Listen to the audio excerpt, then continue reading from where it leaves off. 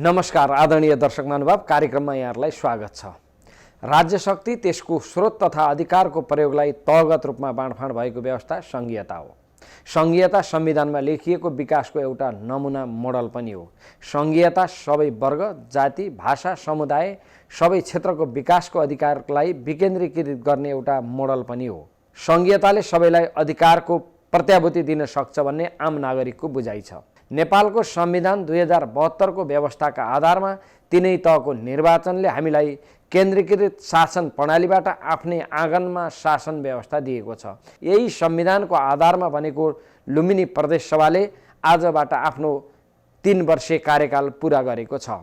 प्रदेश सभाका सदस्यहरूले शपथ ग्रहण गरेको यो अवधिमा सङ्घीयता कार्यान्वयनमा के कस्ता प्रगति भए, के कस्ता समस्याहरू देखिए, यिनै सेरोफेरमा रहेर आजको कार्यक्रममा छलफल गर्नेछौँ। आजको कार्यक्रममा हामीसँग हुनुहुन्छ संविधानको मस्यौदा गर्ने मध्येका एक नेपाली काङ्ग्रेसका नेता, संविधान सभा सदस्य रमेश लेखक। अर्का सहभागी संविधान सभा सदस्य तथा वरिष्ठ अधिवक्ता खिमलाल देवकोटा र लुम्बिनी प्रदेशका मुख्य न्यायाधिवक्ता ठाकुर प्रसाद डीसी। यहाँ तिनैजनालाई कार्यक्रममा स्वागत छ। तिनैजना अतिथिहरूलाई प्रश्न गर्न चाहन्छु। सर्वप्रथम म रमेश लेखकबाट प्रश्न राख्न चाहन्छु। सङ्घीयता कार्यान्वयनमा के प्रगति भयो, यहाँलाई के लाग्छ? र प्रारम्भमा नै यहाँले सङ्घीयता भनेको के हो भनेर मलाई लाग्छ सुन्दर ढङ्गले प्रस्तुत गरिसक्नु भएको छ। सङ्घीयता के हो भन्ने कुरामा अब यसमा प्रगतिको कुरामा म के आग्रह गर्न चाहन्छु भने सङ्घीयता हाम्रा लागि नौलो अभ्यास हो र यो एउटा नयाँ प्रयोग पनि हो र यो संविधानको महत्त्वपूर्ण स्तम्भ, पिलर भन्छन् नि, पिलर मध्येको सङ्घीयता एउटा पिलर हो।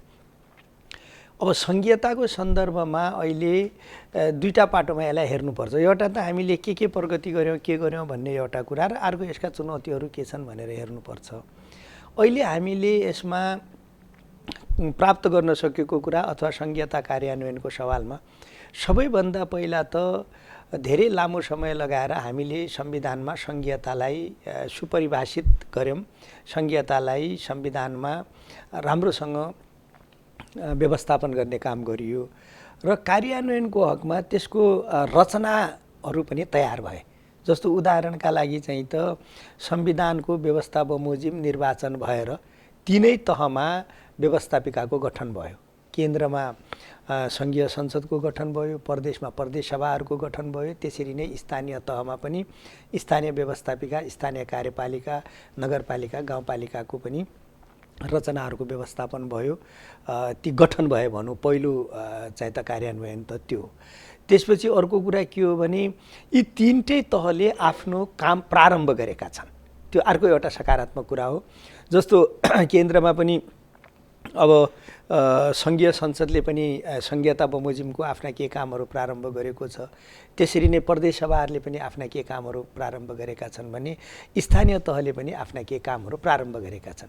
ती काम भनेको जस्तो संविधानले यहाँले भन्नुभएको जस्तो सङ्घीयता भनेको तीनवटै तहमा राज्य शक्तिको वितरण हो, केन्द्रमा, प्रदेशमा र स्थानीय तहमा।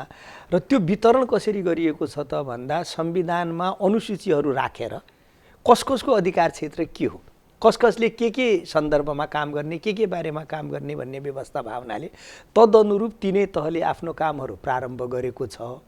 यसलाई चाहिँ त अर्को एउटा उपलब्धिका रूपमा मान्नुपर्छ।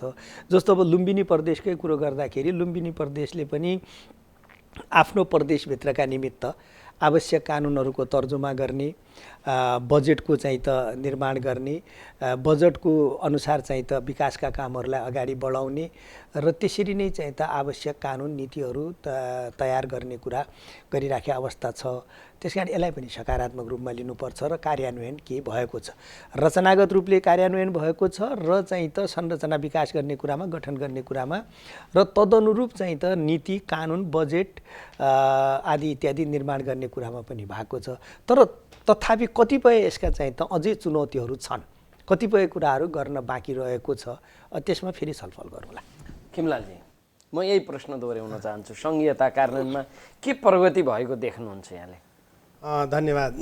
सबभन्दा पहिला त हाम्रो संविधानले नेपाल सङ्घीय लोकतान्त्रिक गणतन्त्र नेपालको संरचना सङ्घ प्रदेश र स्थानीय तह गरी 3 तहको हुनेछ भनियो।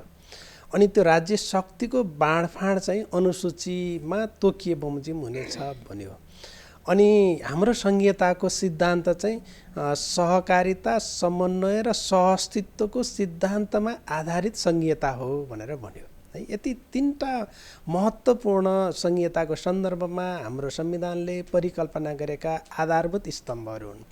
यी अन्तर्गत अधिकारका सूचीहरू अनुसूचीमा तोकियो र हाम्रो संविधान निर्माण गर्दाखेरिको बखतको हाम्रो छलफल विविध कोणबाट भयो। विविध कोणबाट हुँदा सङ्घ मातहतको प्रदेश बनाउने कि स्वायत्त प्रदेशहरू बनाउने, प्रदेशहरूलाई आत्मनिर्णयको अधिकार दिने कि नदिने, अवशिष्ट अधिकार सङ्घमा राख्ने कि प्रदेशमा राख्ने, यस्ता यावत कुराका छलफलका निष्कर्षका रूपमा हामीले यो संरचना गरेका थियौँ।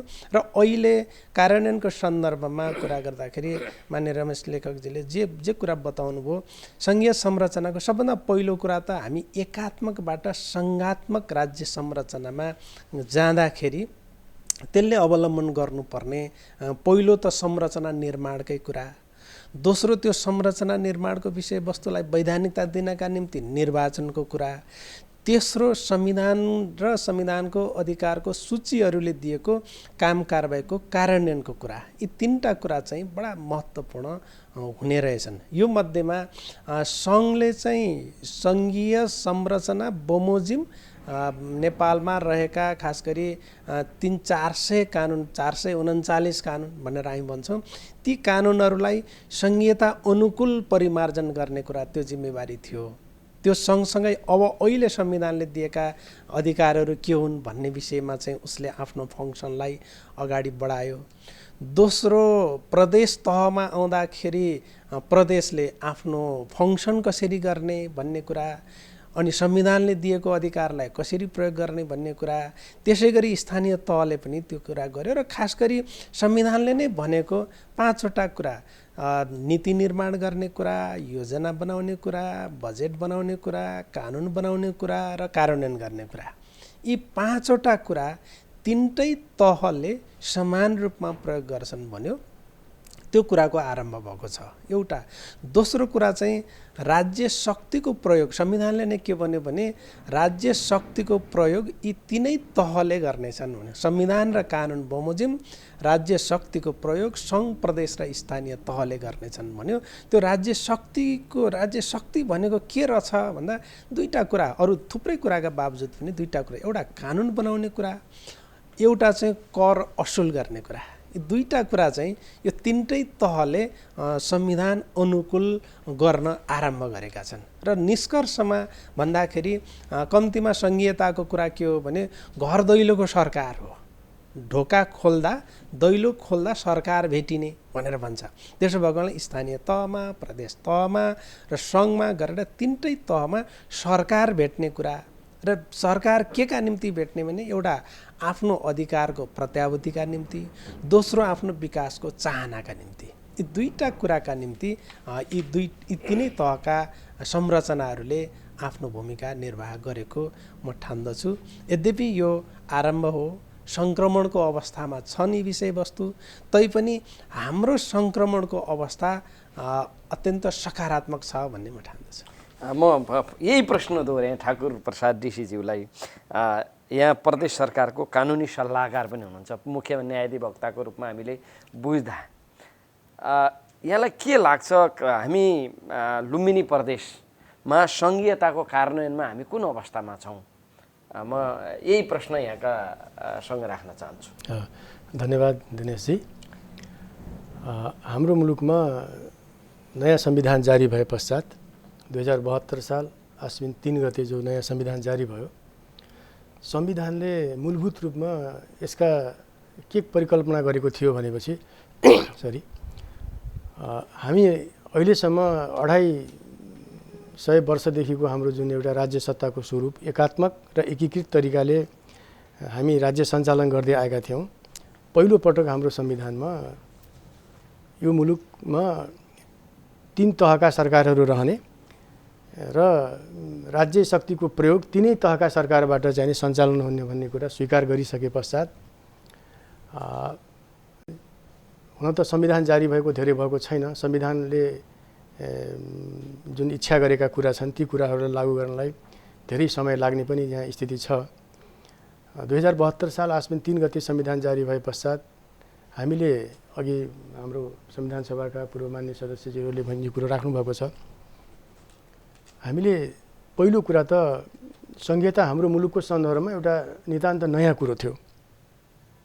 हामी एउटा शासन पद्धतिमा एउटा रमेका अभ्यस्त भएका मान्छे फेरि अर्को शासन पद्धतिमा हामी जान खोजिराख्यौँ। त्यसले गर्दाखेरि यसको कार्यान्वयनको पक्षमा अलिकति केही जटिलताहरू थिए। हामीले सहजै त्यसलाई चाहिँ नि हामीले चिर्दै गयौँ। पहिलो कुरा त के थियो भनेपछि 3 तहका सरकारको निर्वाचन गर्नु थियो। हामीले त्यो अत्यन्त सहजताका साथ सम्पन्न गऱ्यौँ। निर्वाचन भएर मात्र पनि थिएन, संविधानका जति पनि संहितासँग चाहिने सम्बन्धित विषयवस्तु थियो त्यसलाई कानुन बनाएर कार्यान्वयन गर्नुपर्ने जरुरी थियो। संहितासँग सम्बन्धित कानुन बनाउनु एउटा कुरा, त्यो विधायिकी एउटा कुरा थियो। अब कानुन निर्माण प्रक्रिया आफैमा जटिल प्रक्रिया हुन्छ, त्यसलाई चाहिँ केही सर्टेन त्यसका रुल्सहरू छन्। अब विधायिकी त्यसमा प्रोसेसहरू हुन्छन्। त्यहाँ जनताबाट चुनेर गएका प्रतिनिधिहरूले चाहिँ लामो छलफल गरेर कानुन बनाउनु पर्ने हुन्छ। हाम्रो संहिताको कार्यान्वयनमा झन्डै 1.5 वर्षसम्म ती कानुन निर्माणको चरणमा हामी पस्यौँ।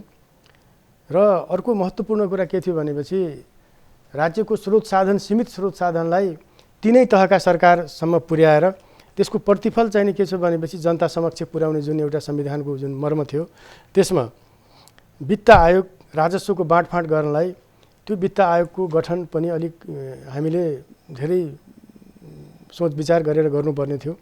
त्यसमा स्थानीय सरकार, प्रदेश सरकार र केन्द्र सरकारलाई त्यो देशको स्रोत साधन, देशको ढुकुटी जुन छ त्यसलाई चाहिँ कुन कुन हिस्सा चाहिने तल दिने, तल माथि राख्ने भन्ने कुरो थियो। त्यसमा वित्त आयोग भन्यो, त्यो एउटा उपलब्धि थियो। त्यसलाई पनि हामीले कार्यान्वयन गऱ्यौँ। खास गरी चाहिँ के भन्छ वित्तीय संहिताको कुरा पनि हाम्रो मुलुकको सन्दर्भमा एउटा नयाँ कुरो थियो। त्यसलाई पनि हामीले सहजताका ल्यायौँ। अर्को कुरा, त्यो संहिता कार्यान्वयन गर्नको लागि सोही अनुकूलको चाहिने एउटा चाहिने कर्मचारी तन्त्र चाहिन्थ्यो। हामीसँग त्यो थिएन। कर्मचारी प्रशासनलाई हामीले कुन कुन भागमा चाहिने त्यसलाई विभाजित गर्ने, स्थानीय सरकारलाई कर्मचारीको आपूर्तिको व्यवस्था कसरी गर्ने, सङ्घमा कति कर्मचारी तन्त्र कसरी राख्ने, प्रदेशमा कसरी जाने, यी कुराहरूमा हामीले 1 वर्षसम्म कर्मचारी समायोजनको कामहरू गर्न बाँकी थियो। त्यो कामहरू हामीले सम्पन्न गरेका छौँ। हाम्रो संहितामा त्यसका एउटा मूलभूत एउटा त्यसको संहिताको पक्ष भनेको कानुन निर्माणका कुरा, त्यो हामीले सहजताका साथ गरेका छौँ। त्यसपछि वित्त हस्तान्तरणको कुरो थियो। सबै तहका सरकारलाई चाहिँ राजस्वको भाग कति पाउने भन्ने कुरो, त्यसको चाहिँ हामीले चाहिँ बाँडफाँड गरेका छौँ। त्यसपछि कर्मचारी समायोजन गरेका छौँ। यी मूलभूत 3टा जुन मूलभूत कुराहरू थिए, यी कुरालाई चाहिँ हामीले सहजताका साथ हामीले सम्पन्न गऱ्यौँ। रहेको कुरो जनताको इच्छा अपेक्षाका कुराहरू छन्, ती कुराहरूलाई फुलफिल गर्नलाई अब सरकारहरू गठन भएका, स्थानीय सरकारहरूको गठन भएको अब 4 वर्ष पुग्दैछ। अब सङ्घ सरकार र प्रदेश सरकार गठन भएको 3 वर्ष पुग्दैछ। र यो 3 वर्षका सन्दर्भमा हामीले अहिलेसम्म प्राप्त गरेका उपलब्धिहरू हामीले अब जनताका माझमा गएर हामीले गिराउँदाखेरि हामीले मूलभूत रूपमा हामीले सकारात्मक रूपमा लिनुपर्ने केही अवस्थाहरू आएका छन्। पूर्वाधारको सन्दर्भमा धेरै मुलुक अगाडि बढेको मैले पाएको छु। हामीले ग्रामीण बस्तीहरूमा सडक निर्माणदेखि लिएर, अस्पतालका भवनहरू निर्माणदेखि लिएर, विद्यालय बनाउनेदेखि लिएर, पिउने पानी, अनेक कुराहरूमा हामीले चाहिँ ठुलो सफलता प्राप्त गरेका छौँ। र हामीले अहिलेसम्मका उपलब्धिहरूलाई फर्केर हेर्दाखेरि एउटा सकारात्मक, एउटा सन्तोष लिनुपर्ने ठाउँ मैले देखेको छु। यस सन्दर्भमा मेरो यति नै। म रमेश लेखकसँग जान चाहन्छु। जुन परिकल्पना गर्नुभएको थियो नि संविधान निर्माणको एउटा सहभागीको हिसाबले, यसले सही दिशा लिएको छ भन्ने लाग्छ। अहिलेको अवस्थामा नागरिकहरूको असन्तुष्टिका कुराहरू पनि यहाँहरूले सुनिरहनु भएको छ। संविधान सँगै संघीयताको कार्यान्वयनले सही दिशा लिएको छ भन्नेमा यहाँ विश्वस्त हुनुहुन्छ? साह्रै महत्त्वपूर्ण र साह्रै समसामयिक प्रश्न यहाँले राख्नु भएको छ। आज मलाई लाग्छ छलफल गर्नुपर्ने विषय यही हो भन्ने लाग्छ मलाई। म के आग्रह गर्न चाहन्छु भने संविधानको भावना के हो, यो संविधान किन निर्माण गरियो र चाहेको के हो भन्ने कुरामा संविधानले साधन र साध्यलाई प्रष्ट रूपले उल्लेख गरेको छ हाम्रो संविधानले। साधन के हो, त्यो साधनबाट पुग्नुपर्ने कहाँ हो, साध्य के हो।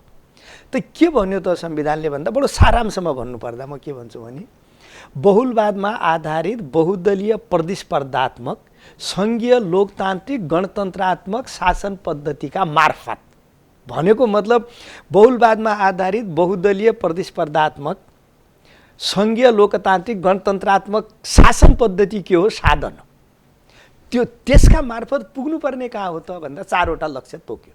के भन्यो भने दिगो शान्ति एक, अर्को सुशासन, अर्को विकास र समृद्धि, यो 4वटा लक्ष्य तोक्यो। यो साधनका मार्फत, यो राज्य व्यवस्थाका मार्फत हामी त्यहाँ पुग्छौँ है भन्ने संविधानको मूल परिकल्पना त्यो, जसलाई प्रस्तावनामा पनि उल्लेख गरिएको छ र समग्र संविधानको रचना यही दर्शन अथवा सिद्धान्तमा गरिएको हो। त्यसकारण पहिलो कुरा त म यहाँलाई के आग्रह गर्न चाहन्छु भने त्यसकारण सङ्घीयता यो संविधानको एउटा पिलर। यदि सङ्घीयता भएन भने त्यो 4वटा लक्ष्य जुन तोकेको छ त्यहाँसम्म पुगिँदैन है भनेको छ संविधानले। त्यसकारण सङ्घीयता आवश्यक छ, महत्त्वपूर्ण छ। यो साधनको प्रयोग गरेर अगाडि बढ्नुपर्छ भन्ने कुरामा संविधान विश्वस्त छ र संविधान त्यही आधारमा बनेको छ। त्यसो भएको हुनाले यसलाई ठिक ढङ्गले कार्यान्वयन गरेर संविधानको भावना अनुसार नै अगाडि बढ्नुपर्छ। आज एउटा कुरा के भने यो सङ्घीयता असान्दर्भिक छ कि काम लाग्दैन कि अथवा नचाहिने हो कि भन्ने भावना पनि उठ्या छन्। म यसमा मेरो छोटो टिप्पणी के गर्न चाहन्छु भने यदि यो संविधानबाट अहिलेको राज्य व्यवस्थाबाट सङ्घीयता हटायो भने यो पुरै संविधान ढल्छ है। जसरी घरको एउटा महत्त्वपूर्ण पिलर फाल्यो भने पुरै घर ढल्छ। यदि कसैले सोचेको छ सङ्घीयता मात्रै हटाउला अरू संविधान जोगाउला भन्यो भने त्यो सम्भव छैन, किनभने त्यो समग्रतामा उभिएको भवन हो यो संविधान। त्यसो भएको हुनाले सङ्घीयतालाई जोगाएरै जानुपर्छ, एउटा कुरा यो आवश्यक छ। होइन भने यो संविधानको सही कार्यान्वयन हुँदैन, हामी ठिक लक्ष्यमा पुग्दैनौँ। अब अर्को प्रश्न के छ, त्यसमै ठिक ढङ्गले गएको छ त भन्ने यो महत्त्वपूर्ण प्रश्न छ। त्यसो भए हुनाले अघि नै उहाँले पनि भन्नुभयो, हाम्रो यहाँको लुम्बिनी सरकारको कानुनी सल्लाहकार अत्यन्त विद्वान व्यक्तित्व हुनुहुन्छ मेरो आदरणीय नेता खिमलाल कमरेडले पनि भन्नुभयो के भन्दाखेरि यो हाम्रो नयाँ प्रयोग हो, चुनौती छन्, समस्या छन्। अहिले मैले अघि नै भनिसकेँ दुईटा कुरामा, एउटा संरचनागत विकास हामीले गरिसक्यौँ, 3 तहमा संरचना तयार भइसकी। ती संरचनाले संविधानले दिएको क्षेत्राधिकार अन्तर्गत काम पनि सुरु गरे, तर तमाम कमी कमजोरीहरू अहिले पनि छन्। जस्तो उदाहरणका लागि प्रदेशले बनाउनु पर्ने सबै कानुनहरू बनाउन सकेको छैन। त्यसका कारण छन्। कारण के छन् त भन्दा सङ्घीय संसदले बनाइदिनु पर्ने कानुन बनाएको छैन, त्यो कानुन नबनिकन प्रदेशले कानुन बनाउन सक्दैन। हेर्नुहोस् है, अनि सङ्घीय संसद र प्रदेश सभाले कानुन बनाइदिएको छैन, त्यो कानुन नबनेका कारणले स्थानीय तहले कानुन बनाउन सकेको छैन। कानुनै बनाउन नसकेपछि त्यसको कार्यान्वयन हुने कुरा भएन। कार्यान्वयन हुन नसकेपछि जनतामा के हुने भयो भने गर्नुपर्ने कामै गरिदिएन भन्ने चाहिँ त भाव गएको छ। तथापि हामीले के गर्नु पर्यो त भन्दा यी कुरालाई सुधार गर्नु पर्यो। सुधार कसरी गर्नु पर्यो भने सङ्घीय संसदले बनाउनु पर्ने कानुन पनि तत्काल बनाइदिनु पर्यो। किनभने हाम्रा सूची त 2 किसिमका छन्, एउटा एकल अधिकारको सूची छ, एउटा साझा अधिकारको सूची छ। तर एकल अधिकारको सूचीभित्रका कानुन बनाउँदा पनि कतिपय जटिलता के भएको छ त भन्दा सङ्घीय संसदले नबनाएको कारणले प्रदेश सभाले एकल सूचीको चाहिँ त कानुन बनाउनु पनि बाधा परेको छ। किनभने त्योसँग समरूपता भएको कानुन चाहिँ त बनाइदिएको छैन उसले। एउटा समस्या त्यहाँनिर देखिया छ। अर्को समस्या कस्तो छ त भन्दाखेरि अलिकता मैले त के भन्ने गर्छु भने माइन्ड सेटको प्रब्लम पनि भन्छु है, मानसिकताको। अघि नै मित्रहरूले भनिसक्नुभयो नि। अब हामी अहिलेसम्म एकात्मक अथवा केन्द्रीकृत भनौँ अथवा चाहिँ त एकात्मक चाहिँ त राज्य प्रणालीमा हामी थियौँ, केन्द्रीकृत राज्य प्रणालीमा हामी थियौँ। त्यसलाई अहिले हामी सङ्घीयतामा त गयौँ, तर त्यो अनुरूपको मानसिकताको विकास हुन सकेन। कहाँदेखि त भन्दा केन्द्रदेखि नै। अहिले पनि म कहिलेकाहीँ अचम्म मान्छु, सङ्घीय संसदमा नयाँ विधेयक आएको छ अनि त्यो विधेयकलाई यसो पढ्दै गर्दा उसले सङ्घीयता बिर्सिया जस्तो देखिन्छ। अरे प्रदेश पनि छ, स्थानीय त पहिला त कानुन ऐन त एकै ठाउँले बनाउँथ्यो नि त। पहिलाको हाम्रो व्यवस्थामा कानुन चाहिँ त के भने प्रतिनिधि सभाले अथवा चाहिँ त केन्द्रको संसदले बनाउँथ्यो।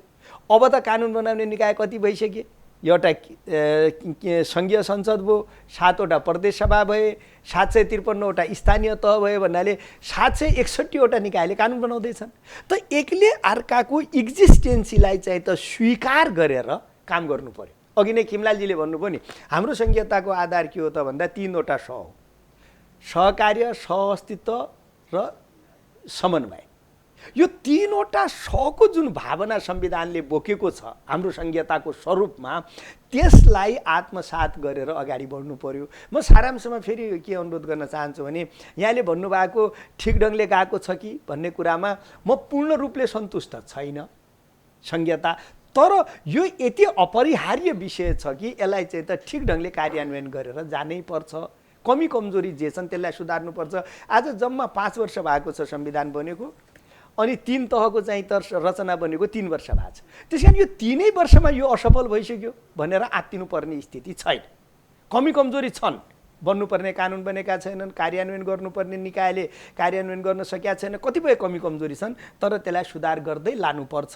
र संघीयता आशावादी हुनुहुन्छ यहाँ, यो जान्छ अगाडि दिशा लिन्छ भन्नेमा? अर्को कुनै विकल्प छैन, अर्को कुनै आशा गर्नु बाहेक विकल्प छैन। कारण मैले एउटै भनिहालेँ, यो बडो मेहनतका साथ बनेको संविधान हो। यदि अहिले नै हामीले यो संविधानको कुनै महत्त्वपूर्ण पिलर असफल भइसक्यो भन्ने निष्कर्षमा हामी पुग्यौँ भने संविधान असफल भयो भन्ने निष्कर्षमा पुगिन्छ। त्यसो भएको हुनाले कमी कमजोरी छन्, त्यसलाई सुधार गरेर त्यसलाई चाहिँ त ठिक ढङ्गले सम्बोधन गरेर संघीयतालाई संविधानको भावना अनुसार कार्यान्वयन गरेर जानुपर्छ। अहिले अर्को विकल्प खोज्ने बेला भएको छ भन्ने म मान्दिनँ। म यहाँलाई रोकेर खिमलाल देवकोटाज्यूसँग जान चाहन्छु।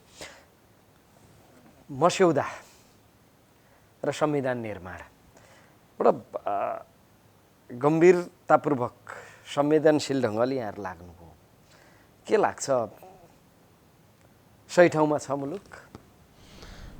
दिनेशजी, बडा गम्भीर प्रश्न हो। यसको सरल आन्सर मुलुक सही ठाउँमा छ भन्ने नै मेरो निष्कर्ष हो। किन त्यहाँ छ भन्ने मलाई लाग्छ भने कतिपय कुरा मित्र रमेशले राखि नै सक्नु भएको छ।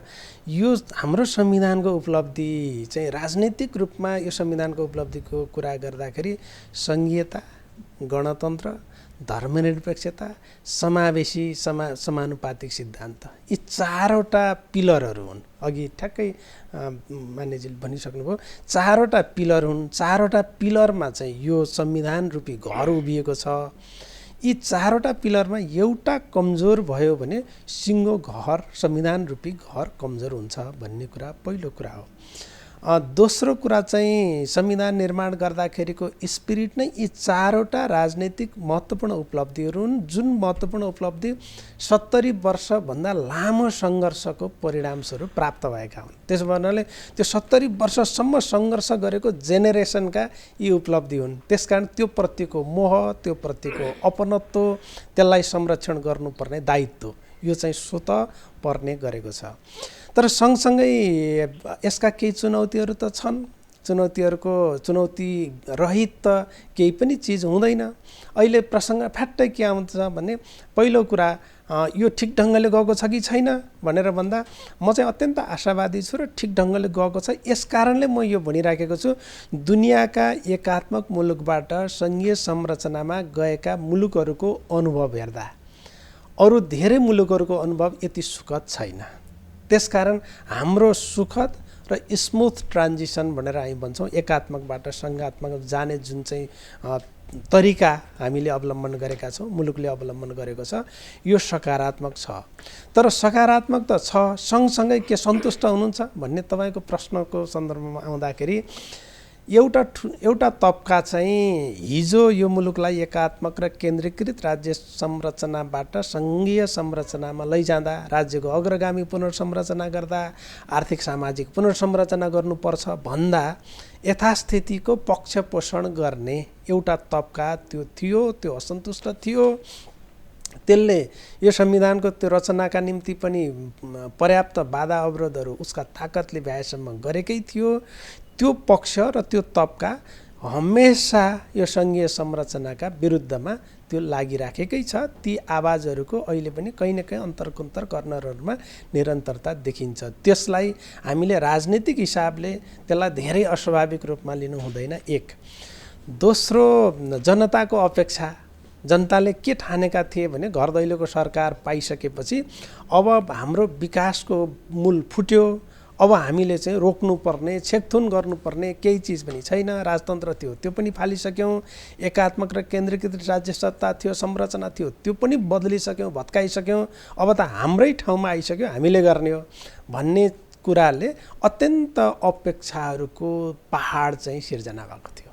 अपेक्षा यति धेरै आए कि ओभरनाइट यी सबै चिज चाहिँ किन पुरा भएनन् भन्ने कुरा चाहिँ अत्यन्त बढेको छ। त्यो स्वाभाविक पनि हो। हामीले बढी आश्वासन पनि दियौँ त्यो बेला, एकदमै हो, बढी दियौँ हो। हामीले त्यो गर्नै पर्थ्यो। त्यो नगरिकन यत्रा महत्त्वपूर्ण उपलब्धिहरू, 4-4वटा उपलब्धिहरू, जबकि दुनियाँको अनुभव हेर्दा यी 4वटा उपलब्धि हासिल गर्नका निम्ति 4 जेनेरेसन, 4 शताब्दी उनीहरूले खर्च गरेका छन्। हामीले एकैचोटि यी चिज प्राप्त गर्नु पर्दाखेरि हामीले आश्वासन दिएकै हो, तर आश्वासन त्यो पुरा गर्न नसकिने खालका थिएनन्। दोस्रो कुरा, तेस्रो कुरा चाहिँ हो, केही कुराहरू जस्तो हामीलाई यो नयाँ संरचना भएको हुनाले केही कुरा अलमल पर्यो। अर्को कुरा मान्य रमेश लेखकजीले ठिकै भन्नुभयो, केही माइन्डसेटको कुरा। सङ्घीय संरचनामा अभ्यस्त केन्द्रीय संरचना, एकीकृत केन्द्रीकृत संरचनामा अभ्यस्त मानसिकता, तर संविधानले चाहिँ अधिकारको डिभोल्युसन, होइन, निक्षेपीकरण गरिदिएको अवस्था। सङ्घीय संरचनामा बसेर, सङ्घीय संसदमा बसेर कानुन बनाउँदै गर्दा अहिले पनि त्यसले चाहिँ संविधान बिर्सिने, संविधानले अवलम्बन गरेको सङ्घीयताको कुरा बिर्सिने, प्रदेश पनि छन्, स्थानीय तह पनि छन्, तिनको अधिकार पनि छ संविधानमा भन्ने कुरा पनि बिर्सिने र सँगसँगै यो संविधानले परिकल्पना गरेको सङ्घीय संरचना कार्यान्वयन गर्नका निम्ति केही खास विषयमा नीति र मापदण्ड तय गरिदिनु पर्ने विषय जुन अत्यन्त अर्जेन्ट थियो, संविधान कार्यान्वयन भए लगत्तै बनाउनु पर्ने विषय, तिनमा चाहिँ केही न केही ढिलासुस्ती भयो नै।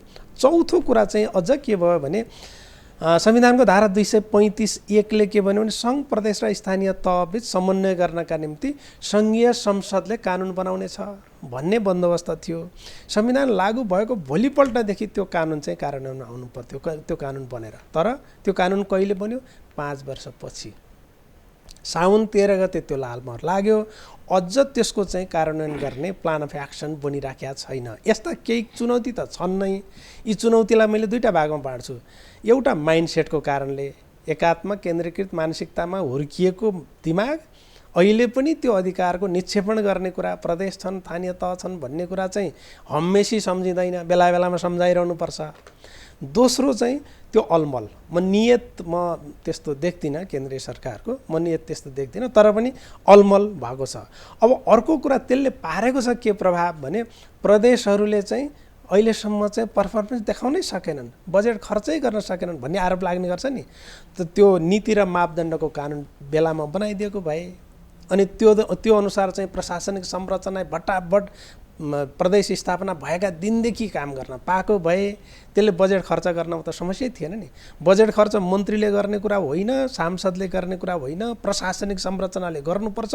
त्यो प्रशासनिक संरचना छैन। यस्ता केही चुनौतीहरू स्वाभाविक रूपमा छन्, तर यी चुनौती पनि छन्, अवसर पनि छन्। म के देख्छु, मेरो अनुभवले के भन्छ भने 7वटा प्रदेश र 753वटा स्थानीय तहले चुनौतीहरूलाई सामना गर्दै, चुनौतीहरूलाई अवसरमा रूपान्तरण गर्दै आफ्ना जिम्मेवारीहरू निर्वाह गरेका छन्। कमी कमजोरीहरू छन्, चुनौतीहरू छन्, ती कमी कमजोरीहरूलाई हटाउँदै चुनौतीहरूलाई सामना गर्दै अघि बढ्नुको अर्को कुनै विकल्प छैन भन्ने मेरो पनि। यो केन्द्रीकृत शासन प्रणालीलाई अङ्गीकार गरेर त्यही संरचनामा रमाएकाहरू आज त्यसको यो अहिलेको सङ्घीयताको विरुद्धमा छन्। तर नागरिकहरू सडकमा हुने कुरा, भित्रभित्र आगो सल्केको कुरा त यहाँले स्वीकार्न सक्नुहुन्छ नि त। त्यो ठिक हो। त्यो नागरिकहरू त्यो केन्द्रीकृत, हिजो केन्द्रीकृत थियो, त्यही केन्द्रीकृत शासनको निरन्तरताका निम्ति आएका होइनन्। नागरिकहरूले अझ बढी अधिकार खोजेका थिए। हामीले जुन सङ्घीय संरचना परिकल्पना गऱ्यौँ त्योभन्दा बढी अधिकार खोजेका थिए। अथवा उनीहरूको अपेक्षा त्योभन्दा बढी थियो, त्यो परिपालना भएन भनेर सडकमा आएको नागरिकको आवाज के हो भने यो संघीयता फुल फ्लेज संघीयता कार्यान्वयन भइदियोस् भन्ने हो, ताकि जति बेला फुल फ्लेज संघीयता कार्यान्वयन हुन्छ त्यति बेला मात्रै मेरो अधिकार सुरक्षित हुन्छ भन्ने कुरा नागरिकले बुझेका छन्। त्यसकारण कसैले सडकमा आएको आवाजलाई चाहिँ यो संघीयता विरुद्धको आवाज, एकात्मक केन्द्रीकृत शासन व्यवस्थाको पक्षको आवाज भनेर कसैले चाहिँ भ्रम पालेको छ भने त्यो आत्मरति मात्रै हो। त्यसकारण त्यो चाहिँ सही समाधान होइन, त्यो सही बुझाइ पनि होइन भन्ने म ठान्दछु। हाम्रो संघीयता कार्यान्वयनका दुर्बल पक्षहरू के हुन् जस्तो लाग्छ? म फेरि पनि यहाँलाई किनभने सबैभन्दा अलि बढी सहभागिता सक्रियता यहाँहरूको थियो। म रमेश लेखकज्यूसँग फेरि सोध्नेछु, यो पक्षमा पनि अलिकति नेपाली नागरिकहरू, हाम्रा दर्शकहरूले जान्न पनि चाहन्छन्। एकदम ठिक कुरा गर्नुभयो। हामीले संविधान निर्माण गर्दै गर्दा दुईटा कुरा हामीले गर्नुपर्छ भनेका थियौँ मस्यौदाको अन्तिम बेलासम्म पनि। एउटा संविधान कार्यान्वयन आयोग, सँगसँगै संघीयता कार्यान्वयन प्लान अफ एक्सन, यी दुईटा चिज चाहिँ जरुरी पर्छ है। किनभने यो संविधान बनिसकेपछि हामी चुनावमा जान्छौँ, त्यसकारण यो संविधानले तोकेका जिम्मेवारीहरू पुरा गर्नका निम्ति कसले गर्ने? तीनटा तहका सरकार हुन्छन्। सरकार जहाँ बस्यो त्यसले आफूलाई मात्रै देख्छ, अरूलाई नदेख्ने खतरा बढ्छ। त्यसकारण यो संविधान एकदम इमान्दारीपूर्वक कार्यान्वयन गर्ने कुरामा कहीँ समस्या हुनसक्छ है। त्यसकारण कन्स्टिट्युसन इम्प्लिमेन्टेसन कमिसन राखौँ। यत्रा थुप्रै 12-15वटा आयोग राख्दैछौँ भने यो एउटा आयोग पनि राखौँ भनेका थियौँ। एउटा किनभने यो यस्तो हुनसक्छ है, संविधान कार्यान्वयनमा समस्या हुनसक्छ भनेर एउटा। दोस्रो चाहिँ यो संघीयता हाम्रो नयाँ अनुभव हो। त्यसो भएको हुनाले संघीयता कार्यान्वयन प्लान अफ एक्सन, एउटा संघीयता कार्यान्वयन एउटा कार्ययोजना जरुरी पर्छ भनेर हामीले त्यति बेला भनेका थियौँ। यो दुईटा चिज हामीले बनाउन चुक्यौँ भन्ने लाग्छ। तर यति हुँदाहुँदै पनि अन्तर्प्रदेश परिषदको बैठक भयो। परिषदको बैठक जहाँ प्रधानमन्त्रीको अध्यक्षता र मुख्यमन्त्रीहरूको सहभागिता हुन्छ, त्यसको दोस्रो बैठकले ठ्याक्कै संघीयता कार्यान्वयन सहजीकरण कार्यदल बनायो गृहमन्त्रीको अध्यक्षतामा। त्यो कार्यदलले 29 बुँदे कार्ययोजना पनि ल्यायो। त्यो यति राम्रो छ त्यो कार्ययोजना। उसले चाहिँ संघीयताका चुनौती के हुन्, हामीले गर्नुपर्ने कुरा के हो, बनाउनु पर्ने कामहरू के हुन्, कानुनहरू के हुन्, हस्तान्तरण गर्नुपर्ने सम्पत्तिहरू के हुन्, यो यावत कुरा त्यसले सूचीबद्ध गर्यो 29वटा। अनि त्यसको जिम्मेवार निकाय को हो, कति अवधिभित्र गर्ने हो भने टाइमलाइन पनि उसले बनायो, नबनाएको होइन। तर फेरि पनि त्यही कार्ययोजना पनि अहिले कार्यान्वयनमा आइराखेको छैन। दोस्रो चुनौती त्यो हो। तेस्रो चुनौती त्यो अन्तर्प्रदेश परिषदको बैठक चाहिँ त्यो नियमित बसिराख्ने बैठक हो। इन्डियाको हेर्ने हो भने इन्टर स्टेट काउन्सिल भन्छ।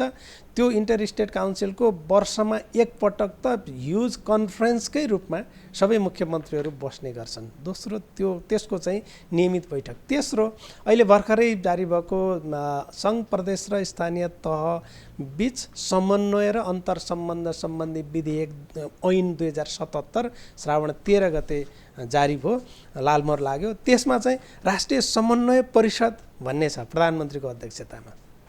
त्यो राष्ट्रिय समन्वय परिषदको नियमित बैठक र समस्या परेका विषयवस्तुहरू तुरुन्त राष्ट्रिय समन्वय परिषदमा लगेर हल गरिहाल्ने र संघीयता कार्यान्वयनका निम्ति सहज बनाइहाल्ने, यी चिजहरूमा अलिकति ढिलाढाला भएको छ।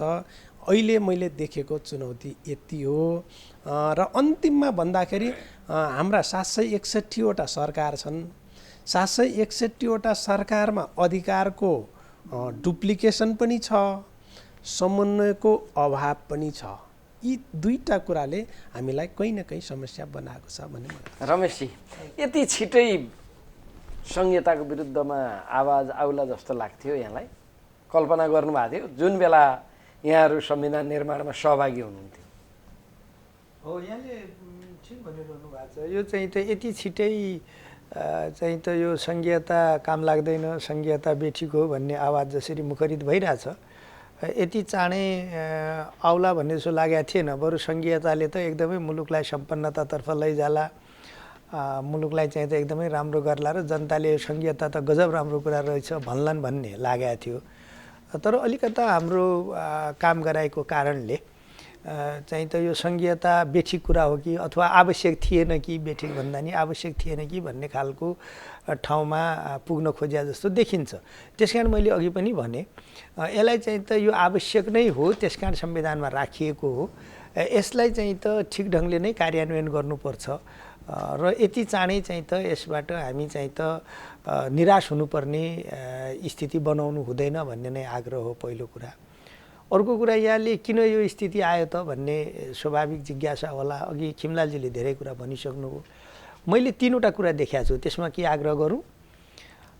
तीनवटा कुरा मैले देखेको छु। यो सङ्घीयतालाई हामीले ठिक ढङ्गले कार्यान्वयन गर्न नसक्नुको के कारणहरू छन्, अथवा अहिले सङ्घीयता कार्यान्वयनका लागि के चुनौती छन्, अथवा के कारणले सङ्घीयताका प्रति जनताको आकर्षणको भन्दा पनि अलिकता विकर्षण बढ्ने स्थिति किन बन्यो भन्ने बारेमा मैले तीनवटा कुरा देखाएको छु। मूलतः एउटा त मैले अघि भनिसकेँ, मानसिकता नै हो।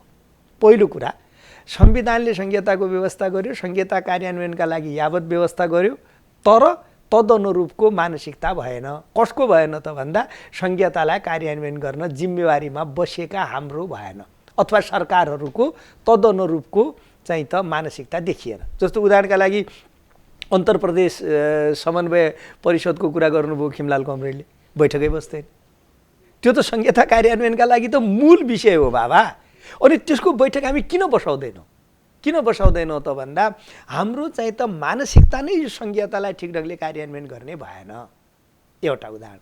अर्को, जस्तो उदाहरणका लागि चाहिँ त अब दोस्रो कुरो छ जागर। हामीले जागरै चलाएनौँ, एउटा मानसिकता, अर्को जागर चलाएनौँ। जागर चलाएनौँ भन्ने कुरा कहाँबाट देखिन्छ? अघि नै खिमलालजीले भन्नुभएको जस्तो अहिले हामीले सङ्घ, प्रदेश र स्थानीय तहको समन्वय र अन्तर सम्बन्ध सम्बन्धी ऐन बनायौँ। कति वर्षमा? 5 वर्षमा। 5 वर्षपछि बनायौँ। जबकि सङ्घीयताको संरचना 3 वर्ष भइसक्यो बनेको। केन्द्र, सङ्घ, प्रदेश र स्थानीय तह बन्या त 3 वर्ष भयो नि त। तर त्यसका बिचको अन्तर सम्बन्धका लागि हामीलाई संविधान बनेको 5 वर्ष लागेको छ। 5 वर्षपछि बल्ल त्यो कानुन बनाएको छौँ। जागर भएन। अथवा हामीले गर्नुपर्ने गतिमा, गर्नुपर्ने शक्ति क्षमताका साथ काम गरेनौँ। दोस्रो कुरा। तेस्रो कुरो, अर्को कुरा हो यसैमा, यो दोस्रो जागरमा अहिले पनि संविधानले फेरि अर्को एउटा व्यवस्था गरेको छ। के भनेको छ त भन्दा जस्तो स्थानीय तहले पनि कानुन बनाउँछ भन्यो, त स्थानीय तहको कानुन बनाउने कार्यविधि कस्तो हुन्छ त, अथवा स्थानीय तहले कानुन बनाउने कार्यविधि के हो त भन्दा संविधानले के भन्यो भने प्रदेशले बनाएको कानुनअनुसार हुनेछ भन्यो हो। तर अब लुम्बिनीले बनाएको छ कि छैन उहाँले मित्रले भन्नु होला, तर धेरै प्रदेशमा यो कानुन बनाएको छ जस्तो लाग्दैन।